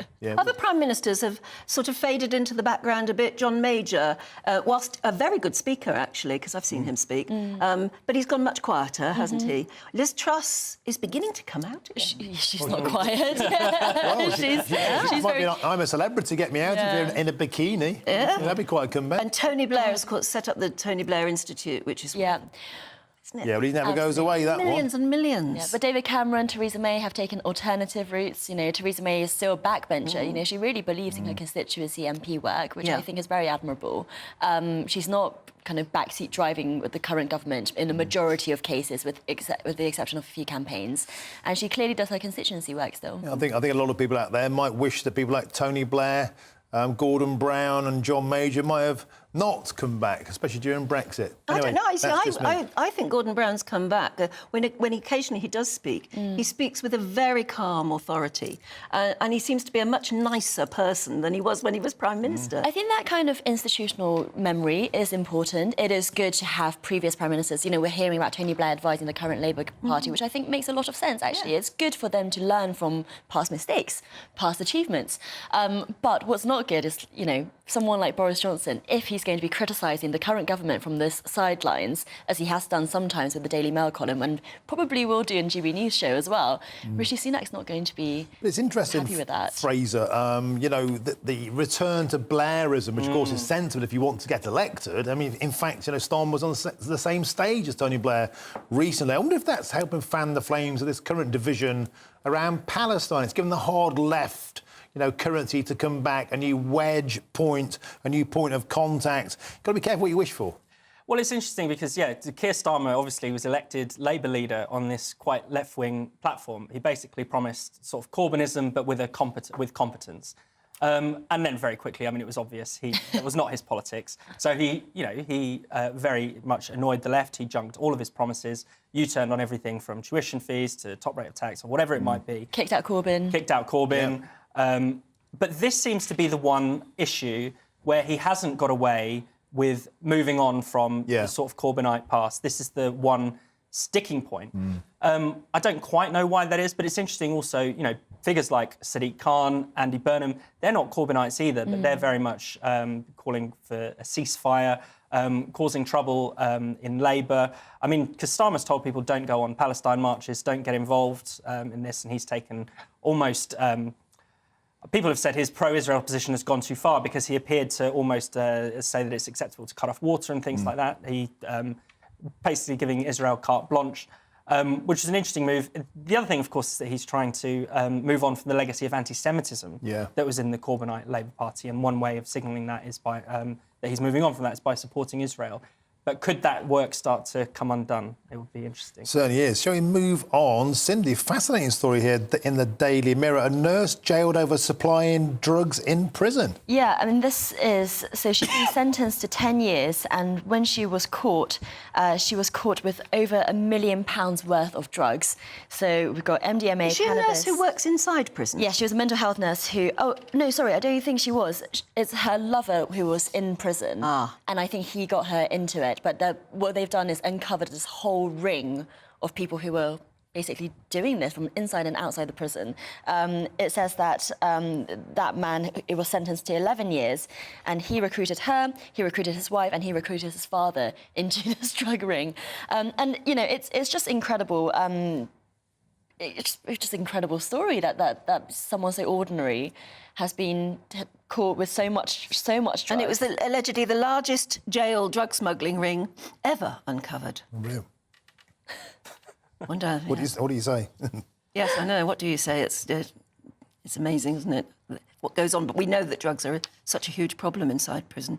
Can we go on, Cindy, very quickly then to this the ewe who needs rescuing from a beach? Yeah, I don't know if we can get a picture of this sheep up, but it's quite sad. Nobody quite knows how the sheep got there, but it is on a remote Highlands cliff. And it's been stuck there for 2 years by itself. 2 years? 2 years. Wow. And that... So it's not on a beach? It is on a beach? It is on a beach, but because I think it's quite hard to... Well, I'm not quite sure what the logistics of sheep rescue, amphibious sheep rescue would be, but the rescue services are basically saying, you know, we need a shepherd and a sheepdog, and no one is really that concerned about it, except for animal lovers. Well, you can sort of tell how long she might have been there by the length of her hair. Exactly, and that's why they think that she can't climb up the way she came down. And if she got in the water to try to swim, she actually might get waterlogged. That's right, yeah. Because she has an awful lot of... Too much pelt. Yes, exactly. Yeah. But the headline, of course, if you're listening on the radio, the headline is "Please rescue me." Yeah. Which is lovely. Sad story. I hope somebody does rescue her. Tabloid. Apparently sheep are very social animals as well. You know, they're herd animals. So yeah, so she hates being on her own. Fraser, this is one that might make a few eyebrows raise in GB Newsland. It is Asexuality Awareness Week. Of course, we all knew that. Yes, who wasn't aware of that? So there's an asexuality activist called Yasmin Benoit, and she's teamed up with Stonewall, the LGBT charity, to produce this report talking about all the ways that asexual people are apparently discriminated against. Shall we start with the basics for people out there? What is asexual? Asexual is someone who feels attraction to no one, essentially. Right. So people who don't fall in love, rather than, you know, being heterosexual. Obviously, you fall in love with the opposite sex. But yeah, these are people who feel no romantic attachment, have no desire to have sex with other people. And it's believed to be, you know, less than 1% of the population. What's interesting, they put out this sort of survey. Some of it is just quite eyebrow-raising. There are claims that 10% of asexual people have undergone conversion therapy. I think what they mean is that maybe their parents have said, "Are you going to find a nice girlfriend now?" Yeah. And there are reports that asexual people are less happy than heterosexual people. Well, you'd assume that. I would assume so, case, because they're not getting any. But I think I'm fascinated by this because, you know, ultimately there are no rights that asexual people lack. Nobody is forcing anyone to couple up. No one is, you know, there's nothing, you know, you don't lose anything necessarily. Do they need to be recognised as a group? Well, that's what they're asking for. They want asexuality to be recognised in law. I don't see what difference that would make. I don't see it. There's this tendency, though, that every group wants to, you know, feel like they are victimised. And it's really wrong because they're piggybacking off the genuine victimisation of homosexual people that had happened, you know, until very recent decades. People really did face bullying. People were criminalised for being homosexual. Still happens in Palestine, places like that. Anyway, I digress. But in the UK, you know, no one is going to come. A police officer is not going to come around your house and lock you up because you don't have a boyfriend or a girlfriend. I mean, it's absolutely insane. But 'twas ever thus. There have always been people who just don't. Yeah, and I also socially awkward. Yeah, and I also think that, you know, it's always difficult to be a minority in society. You know, any kind of demographic, any political view, whatever it is, it's always difficult to be a minority because people don't understand where you're coming from. They're going to be making offhand comments or whatever it is. But that doesn't mean it's discrimination. No. It's always going to be hard swimming against the tide.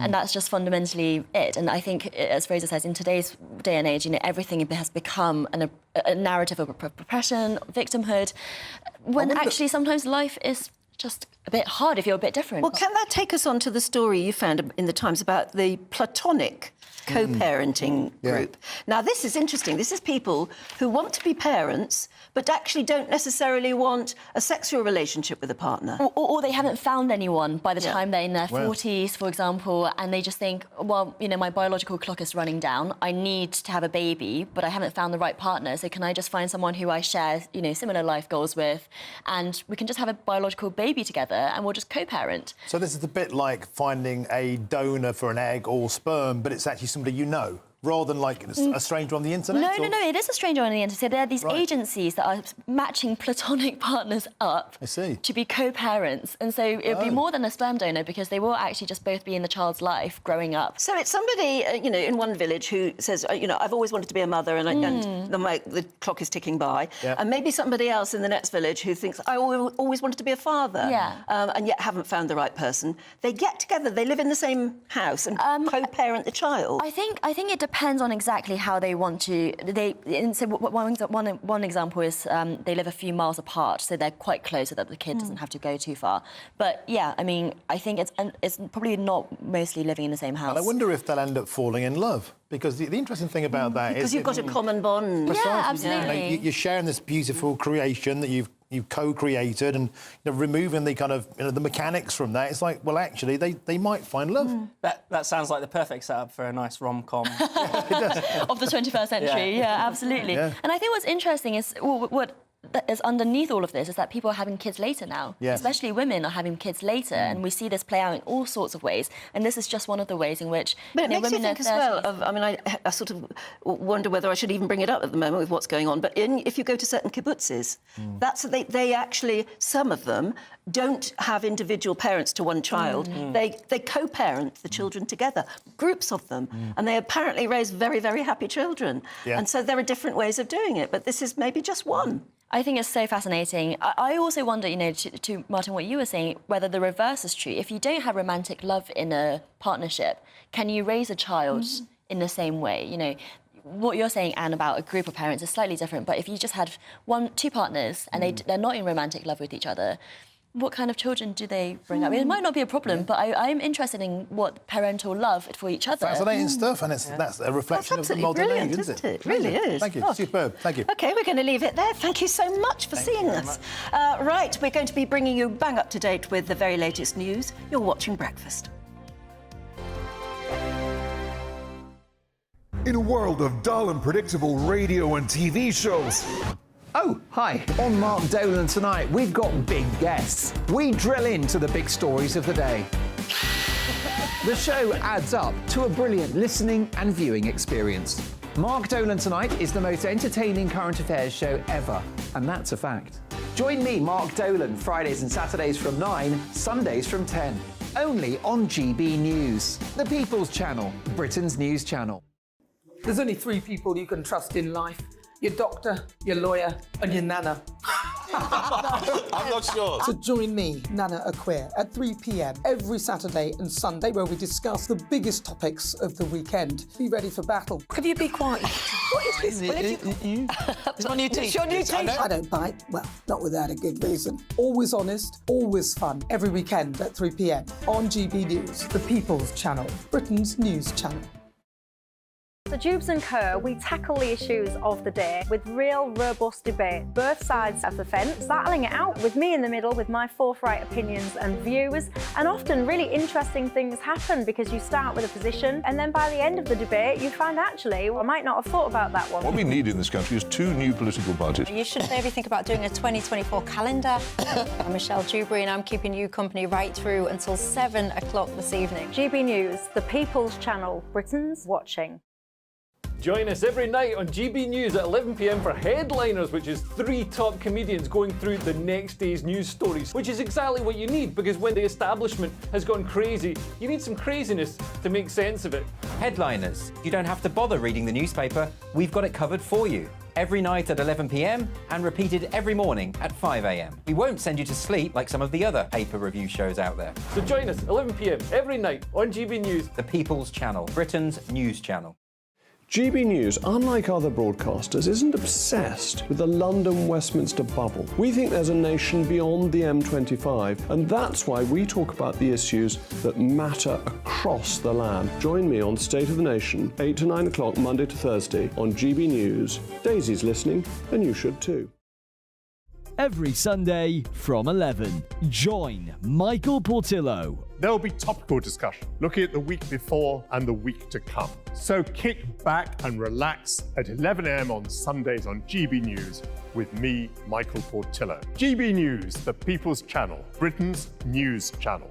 I'm Andrew Doyle. Join me at 7 o'clock every Sunday night for Free Speech Nation, the show where I tackle the week's biggest stories in politics and current affairs with the help of my 2 comedian panellists and a variety of special guests. Free Speech Nation, Sunday nights from 7 on GB News, the People's Channel, Britain's news channel. Nightmare commute. Kick it up a gear with me, Patrick Christie's, at drive time, 3 till 6 p.m, Monday to Friday on GB News Radio. You can listen online and on DAB+, on the smart speaker app, and on the GB News app. And if you've got an Alexa, all you have to say is, Alexa, play GB News. We're also on TuneIn and the Radio Player apps. From the school run to rush hour, get revved up with me, Patrick Christie's, on GB News and GB News Radio.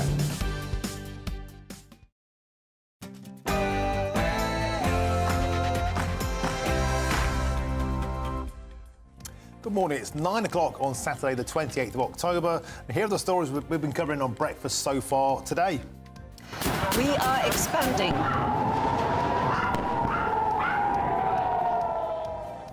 We are expanding our ground operations. That's what Israel has said overnight as they bombard Gaza City. And reports come out of fighting inside the Strip between the IDF and Hamas. Mark White is in Tel Aviv for us with the very latest. Well, the Israeli Defense Forces have just confirmed they have now killed 2 Hamas commanders in their strikes on Gaza overnight. And mothers in Gaza write their children's names on their legs and arms to identify them if they are killed, as the ever-present fear of death spreads among people already struggling to get basic food and shelter. No nation, including Israel, has the right to break international law. Those were the comments from Sadiq Khan as he calls for an immediate ceasefire. With Labour's Manchester Mayor Andy Burnham and Scottish Labour leader Anna Sawar backing the London Mayor, divisions are now letting rip in Labour over this conflict. That's as pro-Palestinian demonstrators are set to take to the streets for a 3rd weekend in a row. Jack Carson has more. 100,000 people are expected to march in a pro-Palestine protest in London this week as the Met Police report 408 anti-Semitic attacks in London in the last week as well. I'll have the feeling of the Jewish people across the country. After a 3-day manhunt, the mass shooter suspected of killing 18 people in the US state of Maine has been found dead. We spoke to a student who was locked down in the town where the massacre happened. Really is gut-wrenching and horrific, and there is so much unity in this community and across this nation in how horrific these events are, and there's no way around that. And the clocks go back overnight tonight, meaning an extra hour in bed tomorrow and longer dark evenings. We'll be exploring how to celebrate our dark skies in all their glory, and you can catch that report throughout the day here on GB News. But with darker mornings for early risers, should we stop turning the clocks back? Let us know your view. gbviews@gbnews.com. And councils across the country cry out, saying they don't have enough money to even stand still, as it's revealed that the majority of councils across the UK have failed to publish any accounts for years. And can you tell what's fake or fact as images there of Boris Johnson in a puffer coat and doing press-ups come on screen? As the Prime Minister warns of the dangers of AI, we looked at how to spot whether an image is real or fake and how to avoid being tricked. If you missed that, you can catch it online at GB News on our socials. And Aidan has your weather forecast. Plenty of rain or showers once again to talk about in the forecast for this weekend, but it won't be wet everywhere all the time. Find out where and when you'll need a raincoat in the forecast coming up. And a different Aidan McGee will be here with all your latest sport headlines. Yes, Tyson Fury is in action against Francis Ngannou tonight in Saudi Arabia. We'll be talking to a fight expert to preview an extraordinary event. It's lovely to be with you this Saturday morning. I'm Anne Diamond. And I'm Martin Daubney, and this is Breakfast on GB News.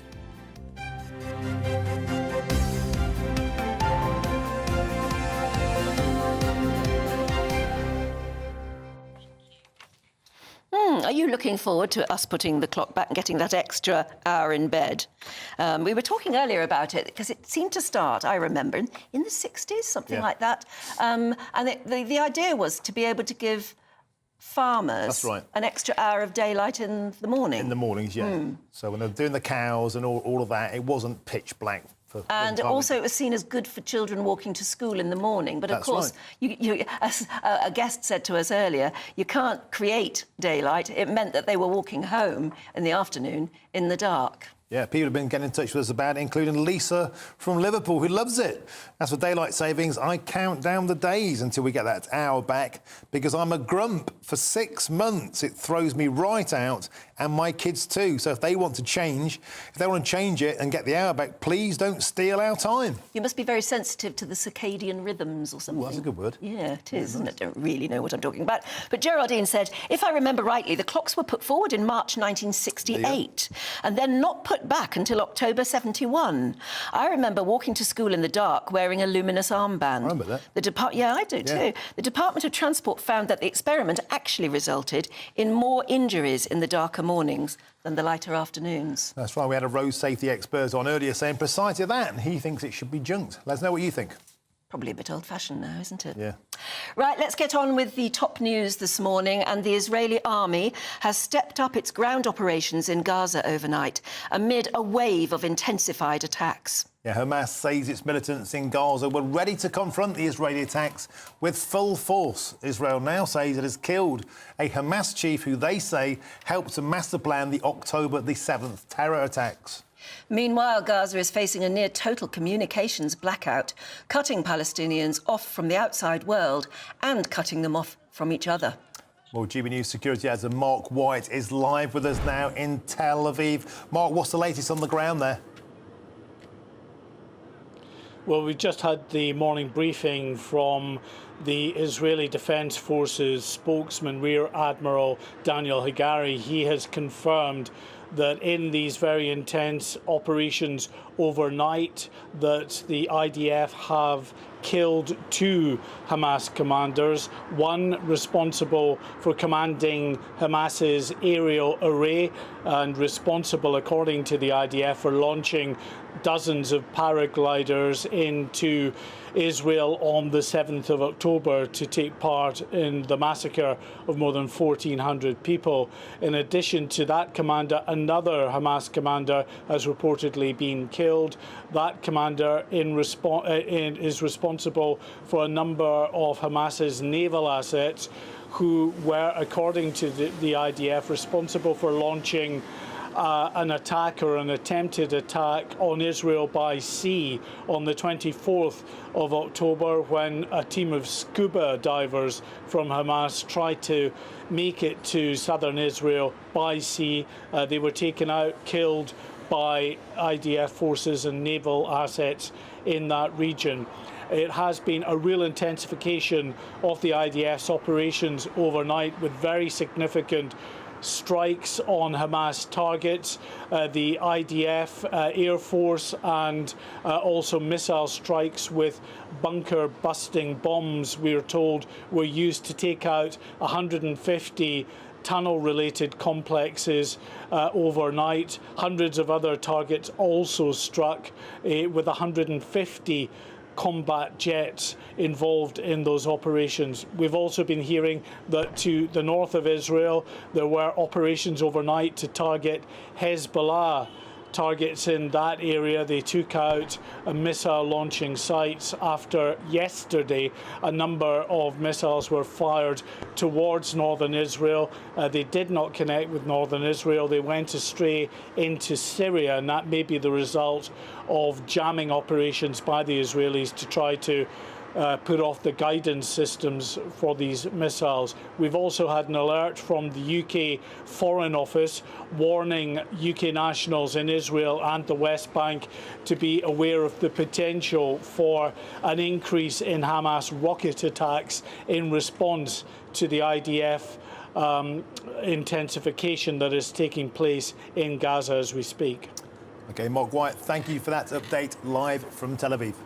Well, the dreadful situation between Israel and Gaza is actually flaring up tensions in the Labour Party because MPs have been instructed to stay away from pro-Palestine marches as they attempt to maintain a sort of distance from the days of anti-Semitism accusations, which, of course, happened such a lot under the former leader, Jeremy Corbyn.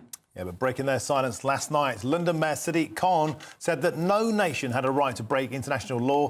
And he's been backed up by Labour's top leaders, including Andy Burnham and Anas Sarwar. Let's have a listen.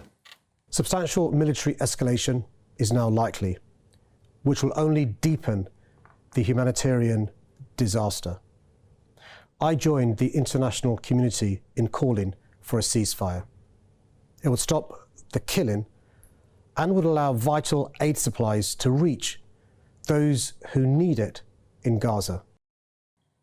Well, meanwhile, the Foreign Secretary, James Cleverly, has said that a ceasefire would not help the humanitarian crisis in the region. Calls for a ceasefire in the abstract aren't going to help the situation. We have consistently sought to bring about pauses to facilitate the inward passage of the humanitarian aid that we are providing and the release of hostages and the evacuation of British nationals in Gaza. So that has been our position from the start. Of course, we want to see this resolved. We want to see Israel safe, peaceful and secure. But as yet, I have seen or heard nothing from Hamas that gives me any confidence that they either desire or would abide by calls for a ceasefire. And that was James Cleverly speaking there. Well, this comes as the number of anti-Semitic attacks soar across the country as the conflict in Gaza heats up. The Metropolitan Police Service have recorded some 408 attacks as Israel responds to the massacre, which happened exactly now 3 weeks ago today. Yeah, and also recording 174 Islamophobic attacks. The police service say they've made 75 arrests linked to both sides of this conflict so far. The police have also released images of those wanted for questioning in relation to alleged incidents during pro-Palestine marches in London. Let's speak to our West Midlands reporter, Jack Carson, now, who is live from Birmingham. Jack, 100,000 people expected to hit the streets of London once again, protesting about this. The Met Police on full alert. You've been speaking to the Jewish community in Birmingham. What's the latest? Yeah, good morning, rather to you both. Yeah, the Jewish community here in Birmingham is particularly small in comparison to, of course, many other cities across the country. It makes up just 0.1% of the population here, so they very much are in a minority compared to other religious groups that live here within the communities. Now, traditionally, particularly over the past few years, interfaith relations have been getting stronger, particularly within the community, but this has taken a hit since, of course, the Israel-Hamas war has started. I've been speaking to Ruth Jones, of course, who's the founder of the West Midlands Friends of Israel. She's been speaking to me about how she feels seeing the pro-Palestine protests on the streets. Frightened and intimidated, because I don't believe that the majority of those people are really aware of what the situation is. Look, there's no question about it. People who have relatives who have been killed, whether it's through the bombing that Israel is doing to try and destroy the infrastructure, or even the people who are killed by their own government who put them in such difficult situations. Of course I feel sorry for those people, but I don't believe that the majority of the people going on the demonstrations, yes, they have a cause which they feel strongly about, but I don't think they really understand what's really at stake here. We're a very small minority here in Birmingham, less than 2,000 Jews here altogether. And it's scary. All Jewish people in this country, whatever their political affiliation, I must be grateful to hear the government and the opposition standing so firmly in our court. I don't mean that I want them to be not standing to help the Palestinians. It's not that. But it's very easy to feel isolated and to be made to feel that unwanted. Yeah, of course, as well as those protests in London, there will be protests around the country this weekend here in Birmingham, Manchester and Glasgow as well. Hundreds have been marching here every week in Birmingham since, of course, that initial attack by Hamas took place in Israel. As you mentioned, Martin, 408 anti-Semitic attacks have been reported to the Met Police in London, 174 Islamophobic attacks. Figures from the Met Police in London do show that from just the 1st of October to the 18th of October, there was a rise of 1,350% increase in anti-Semitic attacks. That is escalated as well across the country. Ruth Jones was telling me that she's had reports to her from particularly students here in Birmingham, not only in universities but also in secondary schools as well, about the hostility that they have felt that they've been facing by some students in class as well. And of course, as those people gather on their right to protest for pro-Palestine position, calling, of course, for a ceasefire, among other things today, there will be concerns for many people within the Jewish community. Okay, Jack Coulson, thanks for that update from London. And you know, there's a protest in London today, and I saw evidence of a counter-protest which may emerge of veterans, patriots, they call themselves, who want to protect statues, because, of course, next to the cenotaph, there was a stage of pro-Palestinian demonstrators last week, caused a lot of upset. What happened there? They built a stage around the cenotaph. It was just directly abutting up to the cenotaph, and the licence had been granted by Westminster Council, which is a Labour council. But a lot of people felt that was a real intrusion, not appropriate for that space. And I just worry that a counter-protest like that, it could turn nasty. Yes. Let's hope not. No, there's a lot of hatred around. There is. And that's, I think, very shocking and surprising to many of us, actually. Didn't know it was always there, and maybe it's always been there, bubbling under. Maybe. Anyway, keep safe if you possibly can from those sort of things. We'll move on at 9:15 to across the Atlantic. The man suspected of killing 18 people and wounding another 13 in a shooting rampage in Lewiston in Maine, well, he himself now has been found dead. Yeah, police report that Robert Card was discovered in the woods near the neighbouring town of Lisbon Falls, near where they found his abandoned vehicle. The shooting began the other night around 7 in the evening at a bowling alley and caused multiple casualties. Before then, reports came in of another shooting at a restaurant 12 minutes drive away. Yeah, police imposed a lockdown across the town, leaving many people stuck in place. Hundreds of officers from across the state were shipped in to begin a massive manhunt. And earlier on in the programme, we spoke to one of the students at Bates College in Lewiston. He's Jaden Witshock, and he had been locked down for the last 3 days in an attic with 3 others.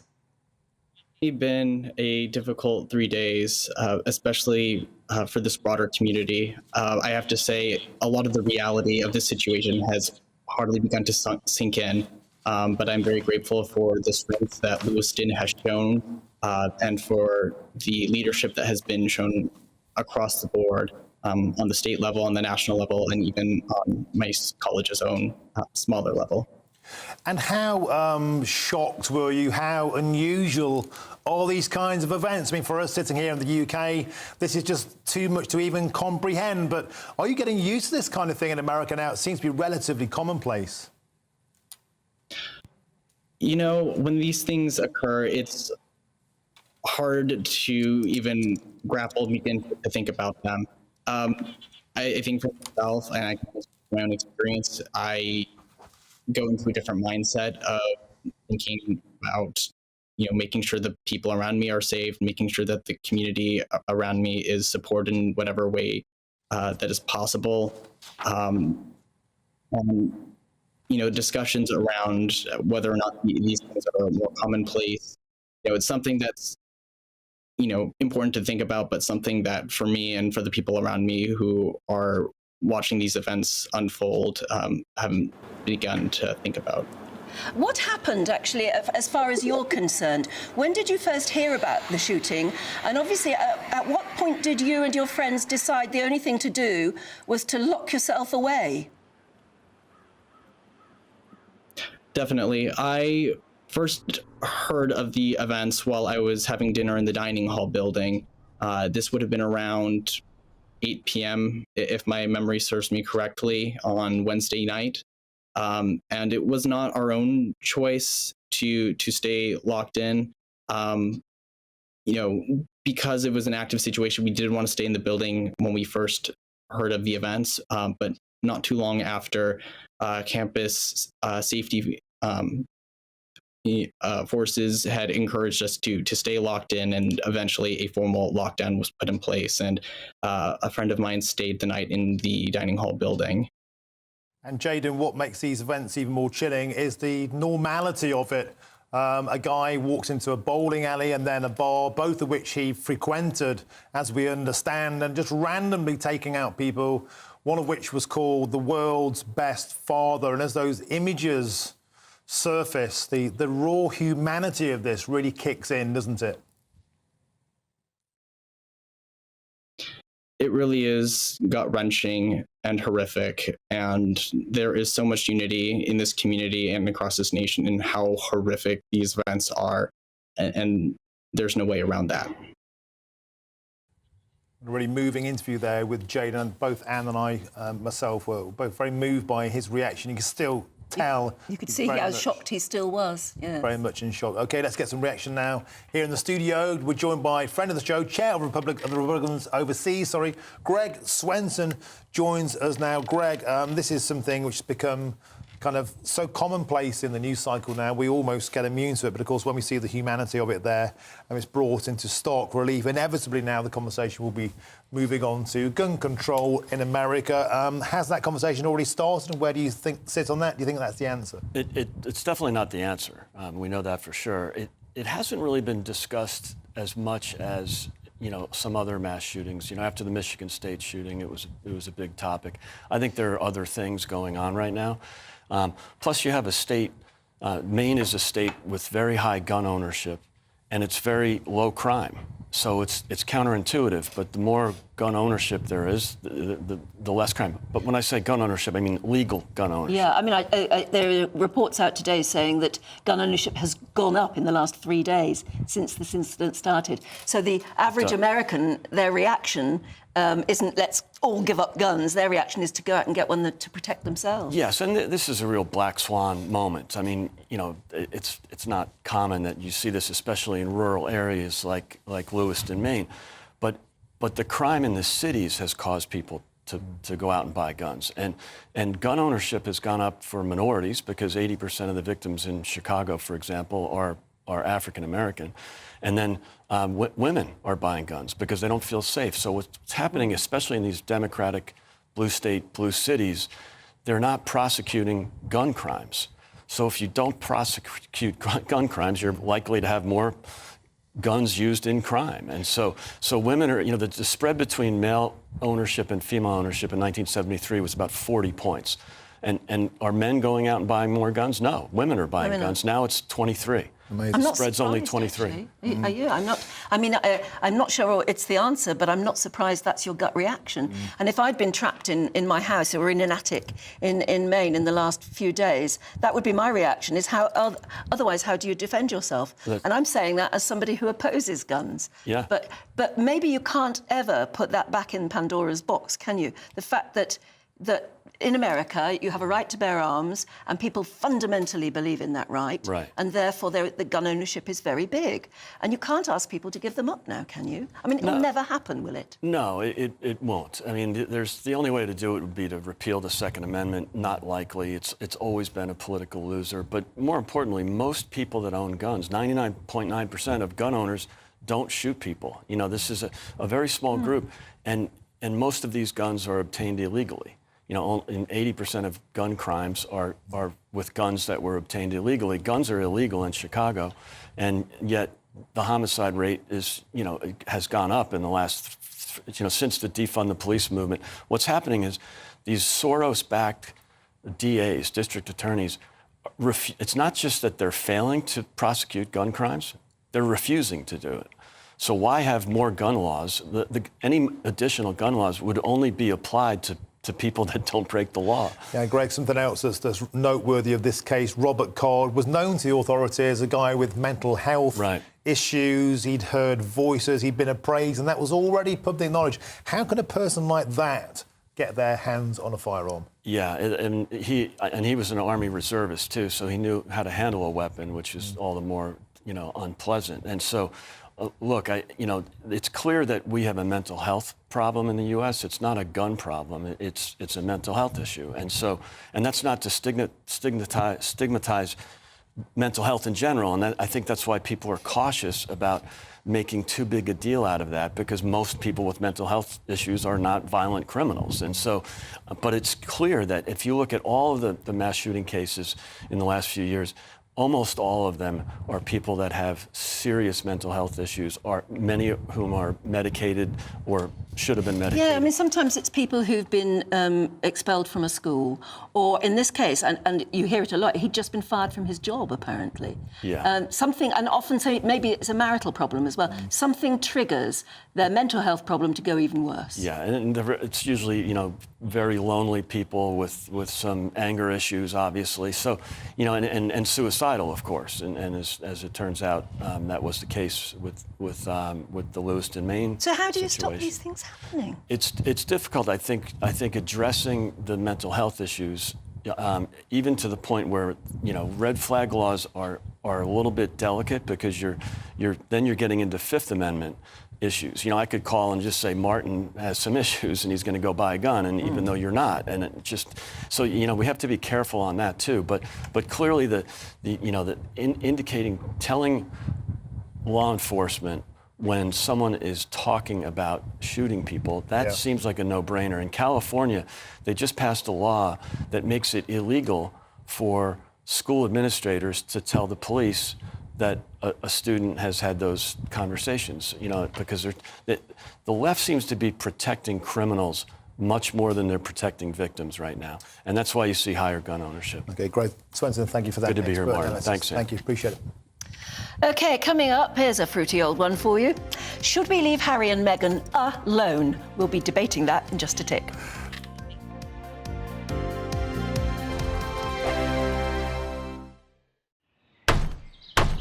Who is it? We're here for the show. More energy this time! Welcome to the Dinosaur Hour. I was married to a therapist. And you survived? I thought we were getting Hugh Laurie. Second best. You interviewed Saddam Hussein. What's that like? I was terrified. I'm playing strip poker with these three. Ah! No, thank you.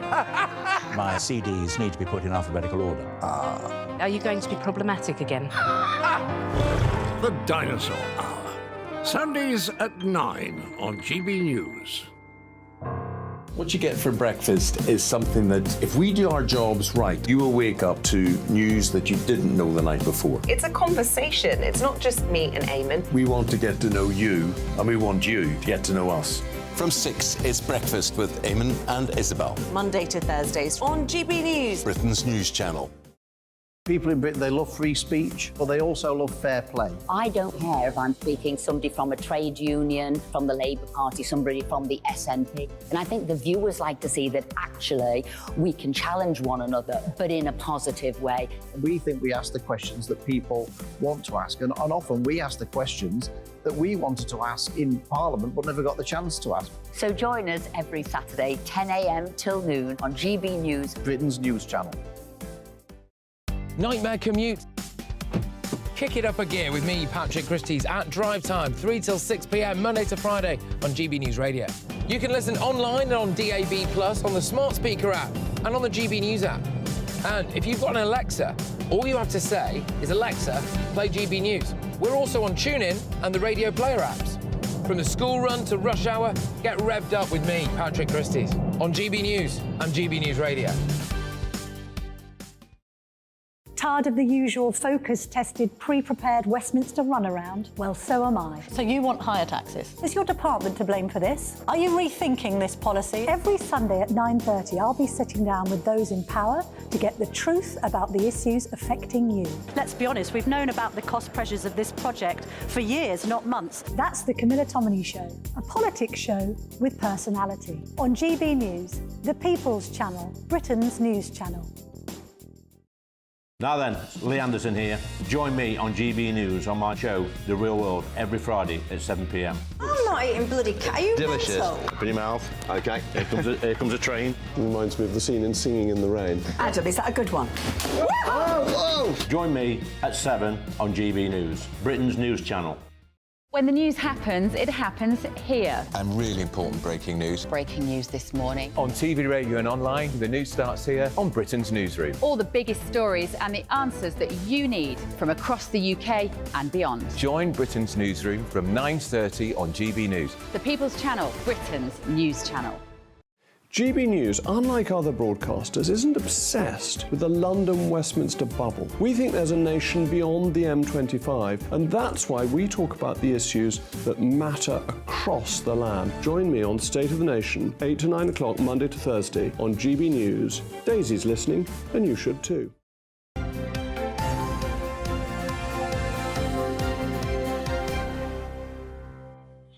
Welcome back. It's 9:29 and you're watching and listening to Breakfast with Martin and Anne. Now, Family Guy has mocked, how dare they, the Duke and Duchess of Sussex, saying that the couple received millions from Netflix for no one knows what. Maybe they've got a good point. This marks the second time that an American satirical cartoon has taken aim at the couple, who stood down as working members of the royal family in 2020 to relocate to the US for more privacy. So maybe the big question now is it time for us to leave them alone? Well, joining us to debate this is showbiz reporter, friend of the show, Stephanie Tecci, and royal commentator, the man, the legend, Michael Cole. Shall we start with you, Steph? They're fair game, aren't they? It appears that it should be fair game, but to be honest, this is just a continuation of the mocking of the Sussexes, Prince Harry and Meghan. We saw it earlier on South Park earlier this year, and now it's time for Family Guy to have their turn. We do have a clip of the cartoon.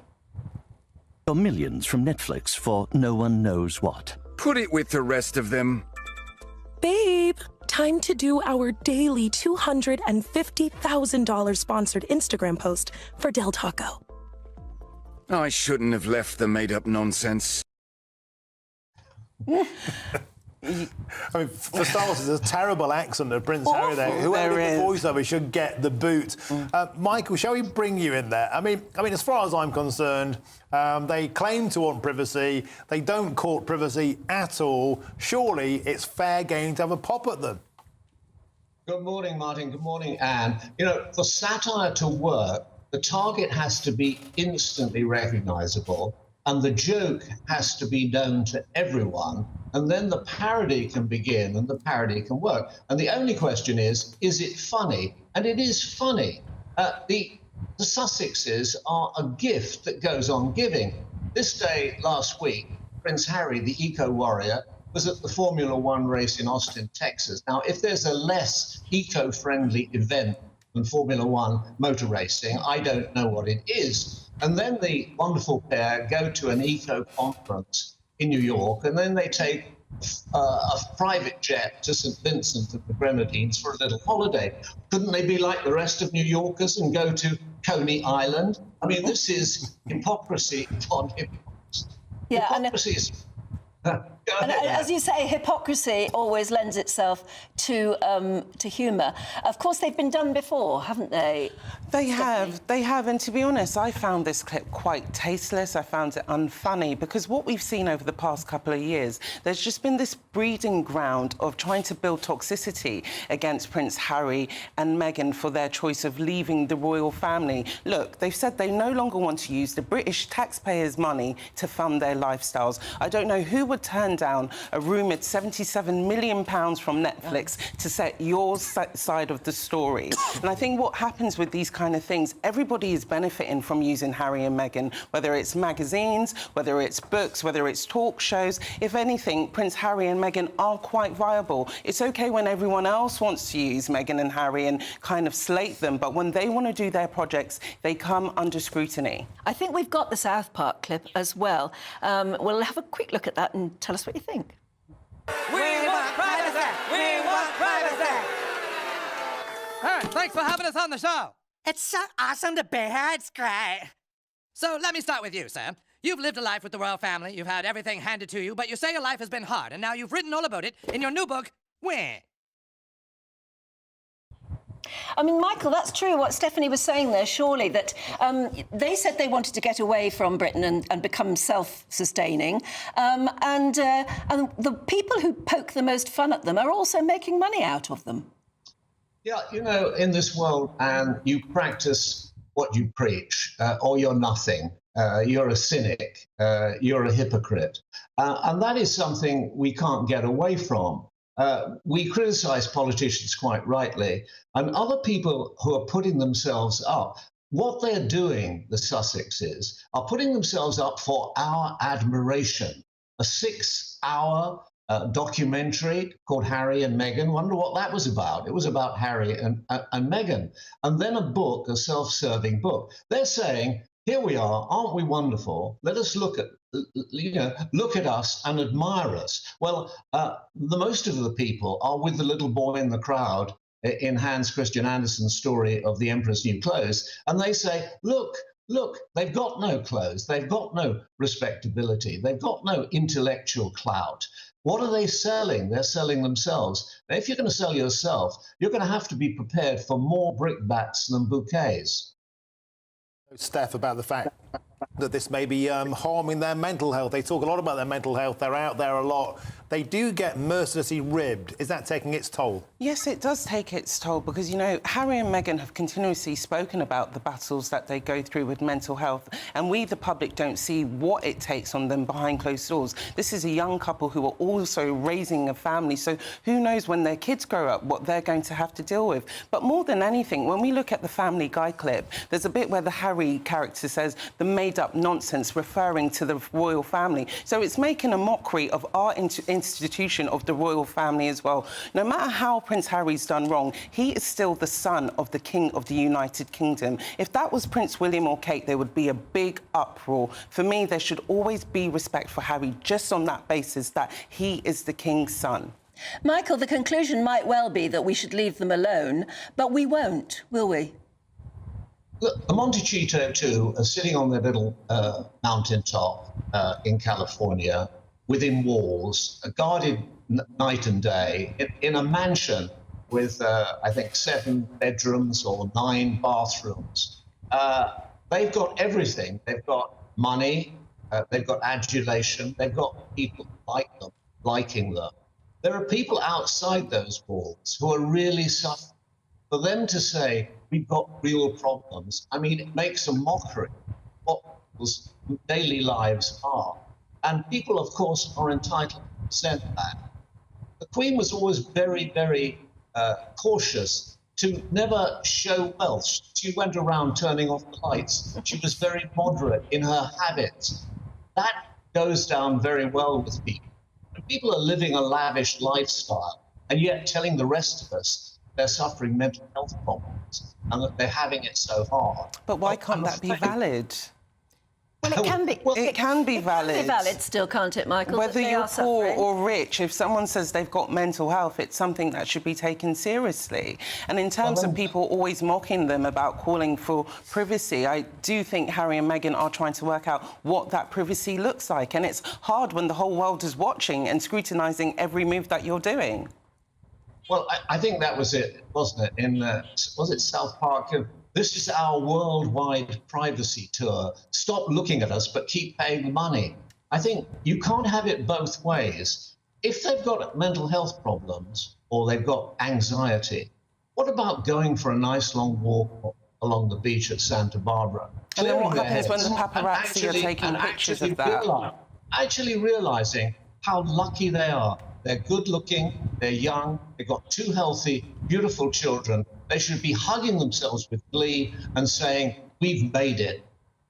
OK, we'll have to leave it there. Stephanie, sorry. Stephanie's getting very hot under the collar here. But Michael, good to see you as well. Thank you so much. My pleasure. Thank you. Great debate. OK. Very good debate. So coming up, a clash of the Titans. Former world heavyweight boxing champion Tyson Fury is set to fight against ex-UFC champion Francis Ngannou. We'll be getting some analysis next from Aidan McGee. In a world of dull and predictable radio and TV shows. Oh, hi. On Mark Dolan tonight, we've got big guests. We drill into the big stories of the day. The show adds up to a brilliant listening and viewing experience. Mark Dolan Tonight is the most entertaining current affairs show ever, and that's a fact. Join me, Mark Dolan, Fridays and Saturdays from 9, Sundays from 10. Only on GB News, the People's Channel, Britain's news channel. There's only 3 people you can trust in life. Your doctor, your lawyer, and your nana. I'm not sure. So join me, Nana Aquare, at 3 p.m. every Saturday and Sunday, where we discuss the biggest topics of the weekend. Be ready for battle. Could you be quiet? What is this? It's my new teeth. It's your new teeth. I don't bite. Well, not without a good reason. Always honest, always fun. Every weekend at 3 p.m. on GB News, the People's Channel, Britain's news channel. So Jubes and Kerr, we tackle the issues of the day with real, robust debate, both sides of the fence, battling it out with me in the middle with my forthright opinions and views. And often really interesting things happen because you start with a position and then by the end of the debate you find actually, well, I might not have thought about that one. What we need in this country is 2 new political parties. You should maybe think about doing a 2024 calendar. I'm Michelle Dewberry and I'm keeping you company right through until 7 o'clock this evening. GB News, the People's Channel, Britain's watching. Join us every night on GB News at 11 p.m. for Headliners, which is 3 top comedians going through the next day's news stories, which is exactly what you need, because when the establishment has gone crazy, you need some craziness to make sense of it. Headliners. You don't have to bother reading the newspaper. We've got it covered for you. Every night at 11 p.m. and repeated every morning at 5 a.m. We won't send you to sleep like some of the other paper review shows out there. So join us 11 p.m. every night on GB News. The People's Channel, Britain's news channel. GB News, unlike other broadcasters, isn't obsessed with the London-Westminster bubble. We think there's a nation beyond the M25, and that's why we talk about the issues that matter across the land. Join me on State of the Nation, 8 to 9 o'clock, Monday to Thursday, on GB News. Daisy's listening, and you should too. Every Sunday from 11, join Michael Portillo. There'll be topical discussion, looking at the week before and the week to come. So kick back and relax at 11 a.m. on Sundays on GB News with me, Michael Portillo. GB News, the People's Channel, Britain's news channel. I'm Andrew Doyle. Join me at 7 o'clock every Sunday night for Free Speech Nation, the show where I tackle the week's biggest stories in politics and current affairs with the help of my 2 comedian panellists and a variety of special guests. Free Speech Nation, Sunday nights from 7 on GB News, the People's Channel, Britain's news channel. Nightmare commute. Kick it up a gear with me, Patrick Christie's, at drive time, 3 till 6 p.m, Monday to Friday on GB News Radio. You can listen online and on DAB+, on the smart speaker app, and on the GB News app. And if you've got an Alexa, all you have to say is, Alexa, play GB News. We're also on TuneIn and the Radio Player apps. From the school run to rush hour, get revved up with me, Patrick Christie's, on GB News and GB News Radio.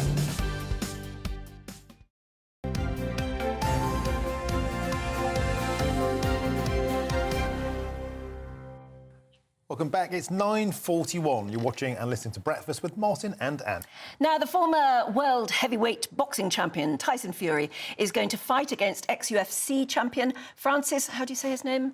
Ngannou. In a crossover boxing... What's a crossover boxing bout? Well, we're about to find out. A crossover, it's where basically a boxer goes cross-discipline against UFC or MMA to try and spice it up and get more viewers. Anyway, joining us now is former European bantamweight champion Spencer Oliver, and our sports presenter Aidan McGee is still in the studio. So first of all, Spencer, turning to you...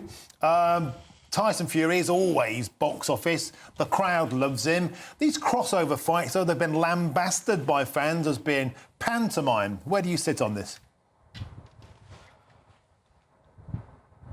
Well, first of all, morning, Anne, morning, Martin. Great to join you both. Where do I sit on this? Look, as an event, this is a huge event. You can't get away from that. The crossover is absolutely massive. Like, Francis Ngannou is the ex-UFC heavyweight champion. He's huge in his discipline. And obviously Tyson Fury, the current WBC champion and a huge name within our sport. Both guys have had incredible journeys to get to this stage. They're both massive stars in their own right. And there is an appetite for it now. You know, there's an intrigue in this contest. How do I see it going? Well, you know, Francis Ngannou's coming into Tyson Fury's discipline, which is Queensberry rules, which is boxing. So Tyson Fury will start the overwhelming favourite and a fight that I think he'll win quite comfortably. But yeah, there's a huge intrigue in it. I mean, do you want me to give you a little bit of background into Francis Ngannou? You know, where he come from, his story, which like, is such an inspirational man, as is Tyson Fury. We know his well-documented problems that he's come through to get to this, where he is today. But Francis Ngannou, you know, if you go back to 2012, when he was a 9-year-old kid, he was working in the sand mines, where he's from in Cameroon.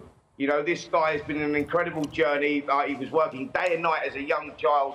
In 2012, he decided to leave the country for a better life, basically. You know, they were living in mud huts. They had no bank accounts, nothing. He left the country, 14-month journey to end up in France. You know, he went through numerous countries and he ended up in jail for 2 months. He ends up in France, walks into a boxing gym and says, listen, I want to box. This is my dream. I want to be a boxer. He's 25 years of age at this stage.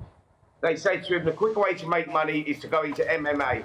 He went into MMA, become the UFC champion. Now he's fighting the #1 heavyweight on the planet. I mean, what a story that is. You know, that's inspirational for anyone.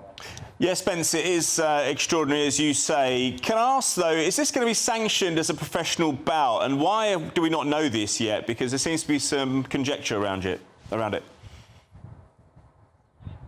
Yes, it is sanctioned as a professional bout. It will be. It's sanctioned by the British Boxing Board of Control over 10 rounds. It's not for any sort of title. The title's not on the line. It is a crossover fight, as we know. 10 3-minute rounds is on it. And they've got a tremendous undercard there as well. We've got Fabio Wardley versus David Adelaide boxing for the British and Commonwealth titles out there. Joseph Parker, former heavyweight champion of the world's on there. Martin Bacoli versus Carlos Takam's another great fight as well. So plenty of excitement on the undercard, but this fight will go ahead as an official fight and it's a 10-rounder. The irony of it all is that Tyson Fury, you know, what is he, 34-0, something like that, you know, former 2-time world heavyweight champion boxing Francis Ngannou, who's having his first professional fight. He's not even boxed as an amateur either. Spence, thanks very much indeed for joining us. It's certainly one to keep an eye on. That's Spencer Oliver, the broadcaster and former bantamweight champion. That's just he's a bantam heavyweight champion, isn't it? Okay. Superb. Thank you very much. Great stuff. People moan about it, but they'll still watch it. Yeah. I will. Yeah, great stuff. Now, all morning we've been talking about the birth of AI deep fakes. It's like a whole new vocabulary, isn't it? Which, of course, used to spread disinformation. But could there be a helpful purpose to them? Listen to this. When we lost John, we knew that it was really over. I was talking to Yoko, and she said, I think I've got a tape of John. Paul called me up and said he'd like to work on Now and Then. He put the bass on, I put the drums on. It's the last song that my dad and Paul and George and Ringo will get to make together. How lucky was I to have those men in my life? Well, when I watch that, I get very emotional. I think it's going to be a huge moment because more than 50 years after the Fab Four, the Beatles broke up, the band have announced the release of their last ever song called Now and Then. It's based on a 1970s demo recording by John Lennon and was completed last year by Sir Paul McCartney and Sir Ringo Starr. Yeah, of course, Paul teased the song earlier this summer, saying that AI technology had been used to sort of extricate John Lennon's vocals from an old cassette. That's right. And I sort of understand that. Yeah. I'm not quite sure where the AI comes in, though. OK, well, to find out, here's a man who can tell us. Let's speak to broadcaster, lawyer and futurist Andrew Eborn, and also former radio DJ Neil Fox. Foxy, let's start with you. From a music point of view, a significant moment, because it definitely will be the last ever song. That in itself is hugely noteworthy, and I'm, for one, massively looking forward to this release. Yeah, it's an enormous moment, because there have been Beatles songs released since they all ended, but this is the first time that they've all worked on a song together. And I think that is really a huge moment, because the world is obsessed still with the Beatles after all these years. They're about to do this track, and then a week afterwards comes a sort of a reworked version of their Red and Blue albums, which are two of the greatest albums of all time, compilations of some of their early work and later work, and this will appear on it. But yes, here was a lovely cassette that Yoko Ono gave to Paul McCartney. It said for Paul on it. This was after John Lennon had been murdered, of course, and so they got this cassette, and of course it was hissy and old, as we know. If any of us got cassettes lying around, it wasn't a very great way of recording stuff. What they managed to do was, years later, get some guitars from George Harrison. Then obviously Paul and Ringo had been laying down stuff. They worked out that it just didn't sound great. But the great thing about technology, it's managed to, and this is what AI can do. I think we talk about a lot of the negative sides of it. The brilliant side of it is what it can do is, if you feed it information, it learns, and then it learns more and learns more. And it's managed to work out how to take out all the hiss from this record and out of all the bad stuff, and and just leave the good stuff, which was John Lennon's pure vocals. And so, from everything I've read, obviously Paul McCartney and Ringo Starr go back in the studio, and they've got John's pure vocals to listen to, and they said it was a slightly freaky experience. And they've managed to play along to that. They've got George Harrison's guitars from probably about 3 decades ago, I think, back in the 90s, they started working on it, and they've managed to piece all these pure bits together and create a beautiful new song, which I think the world can't wait to hear next week. Find it quite spooky, though. Do you not find it?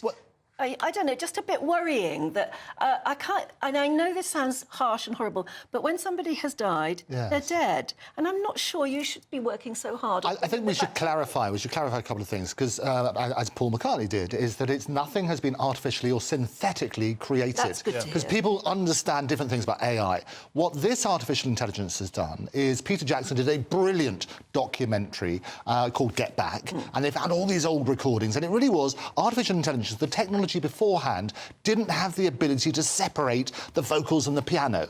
Now artificial intelligence can do that. But you mean they've got one track where they recorded a voice and piano? Exactly. Which would normally, until now, be completely exactly. And this is why George Harrison said he didn't really like it, he didn't want it to be released, because technologically it wasn't good enough. What's now happened is artificial intelligence has enabled John's original vocals and his piano to be taken out. And it's very different to the artificially created track, for example, from The Weeknd and Drake, or Johnny Cash singing Barbie Girl. Listen to all of those. That's very different to what's happened here. And it's going to be brilliant on that sort of basis. On that basis, Neil Fox, it is a great thing, I believe. You've separated the voice, you've allowed it to be mixed with fresh music on top. It will feel, I think, like an incredible fresh piece of music. And it is it's a corker of a song, I believe. It's a typical Lennon piano medley. It's amazing. But Foxy, what about other aspects of AI and what it can do? For example, I've seen John Lennon singing Space Oddity, because AI has basically learned his voice. And is there a more nefarious and worrying aspect to this, where artists can basically be replicated by robots without even their permission or knowledge? There's copyright issues, there's morality issues around it.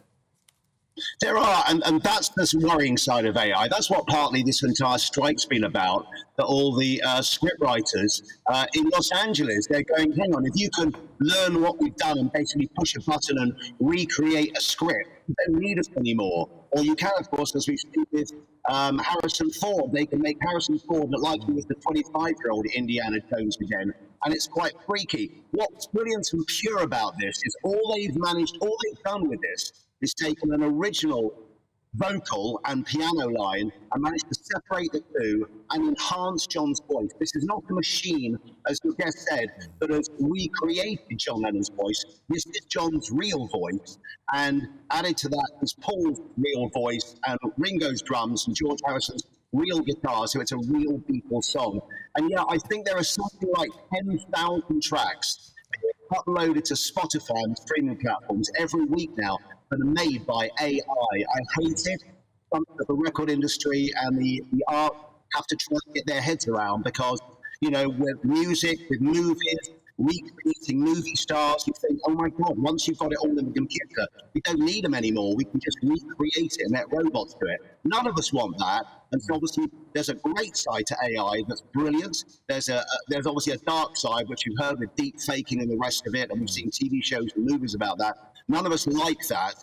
But on this pure issue of Now and Then by the Beatles, I can't wait. Beatle fans can't wait.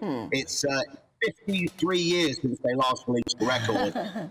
This is going to be a big moment. A brand new song, as Paul McCartney said, to be working on brand new, genuine Beatles material in 2023 is incredible. To me, that's fair enough, because the Beatles were geniuses, particularly Lennon and McCartney. But I just wonder and fear what sort of a world we're going to live in 10 years' time, 20 years' time, when you just don't know what you're going to be hearing, and whether that genius is going to come through, or whether AI won't be that. I don't know, they'll just be extracting algorithms and it won't feel like genius anymore. I can promise you the genius will come through, and what's happening is that artificial intelligence will basically scrape the internet, work out the sort of business model with a lot of people and help replicate that. The important thing, as Foxy pointed out, is it's left right in the centre of the strike in Hollywood about the actors and so on and so forth, because you can do one day's filming and never be needed again. The clue is in the commercial relationship, and I give the example of Bruce Willis, who can no longer act because he has aphasia, but he licensed his name and image to be used in a Russian telecom side. That's the future. Gents, we have to leave it there. Fascinating debate, and that single is out on November the 2nd, next Thursday. Look forward to hearing that, that's for sure. Thank you so much. Thank you so much. Thank you for watching us. It's been great to be with you. Do stay tuned, though, because there's plenty more. Esther and Phil will be here with Saturday Morning Live. Hello, very good morning to you. It's Aidan McGibbon here from the Met Office with the GB News forecast. Plenty of heavy showers in the forecast for today and over the next couple of days. Some longer spells of rain as well. But in between, a few drier and brighter interludes. A few pockets of mist and fog first thing through the Midlands, East Anglia, parts of northern England. But all in all, unsettled start to the day for many of us. Showers or longer spells of rain. One spell of persistent rain continuing across eastern Scotland. Further issues from this through the weekend. And then another bout of wet and windy weather pushes into the south and southwest, as well as South Wales by the afternoon. It's mild in the south, it's feeling cold in the far north, and for Shetland and Orkney actually just the odd shower, but otherwise some bright spells, likewise for western Scotland. But it's in eastern Scotland where that rainfall continues to mount up over the weekend, falling onto very wet conditions could cause issues. The wet and windy weather in the south pushes north overnight, and so by the start of Sunday, it's blustery and wet across Northern Ireland, Northern England, much of Scotland. Further showers arrive into the south and southwest, as well as Wales during Sunday. The best of any drier and brighter weather will be through the Midlands, parts of eastern England, especially for East Anglia, where there'll be plenty of sunny skies, but it stays wet across northern parts of the UK, in particular the east of Scotland and the far north of England. Temperatures up to 14 or 15 in the south, 12 further north.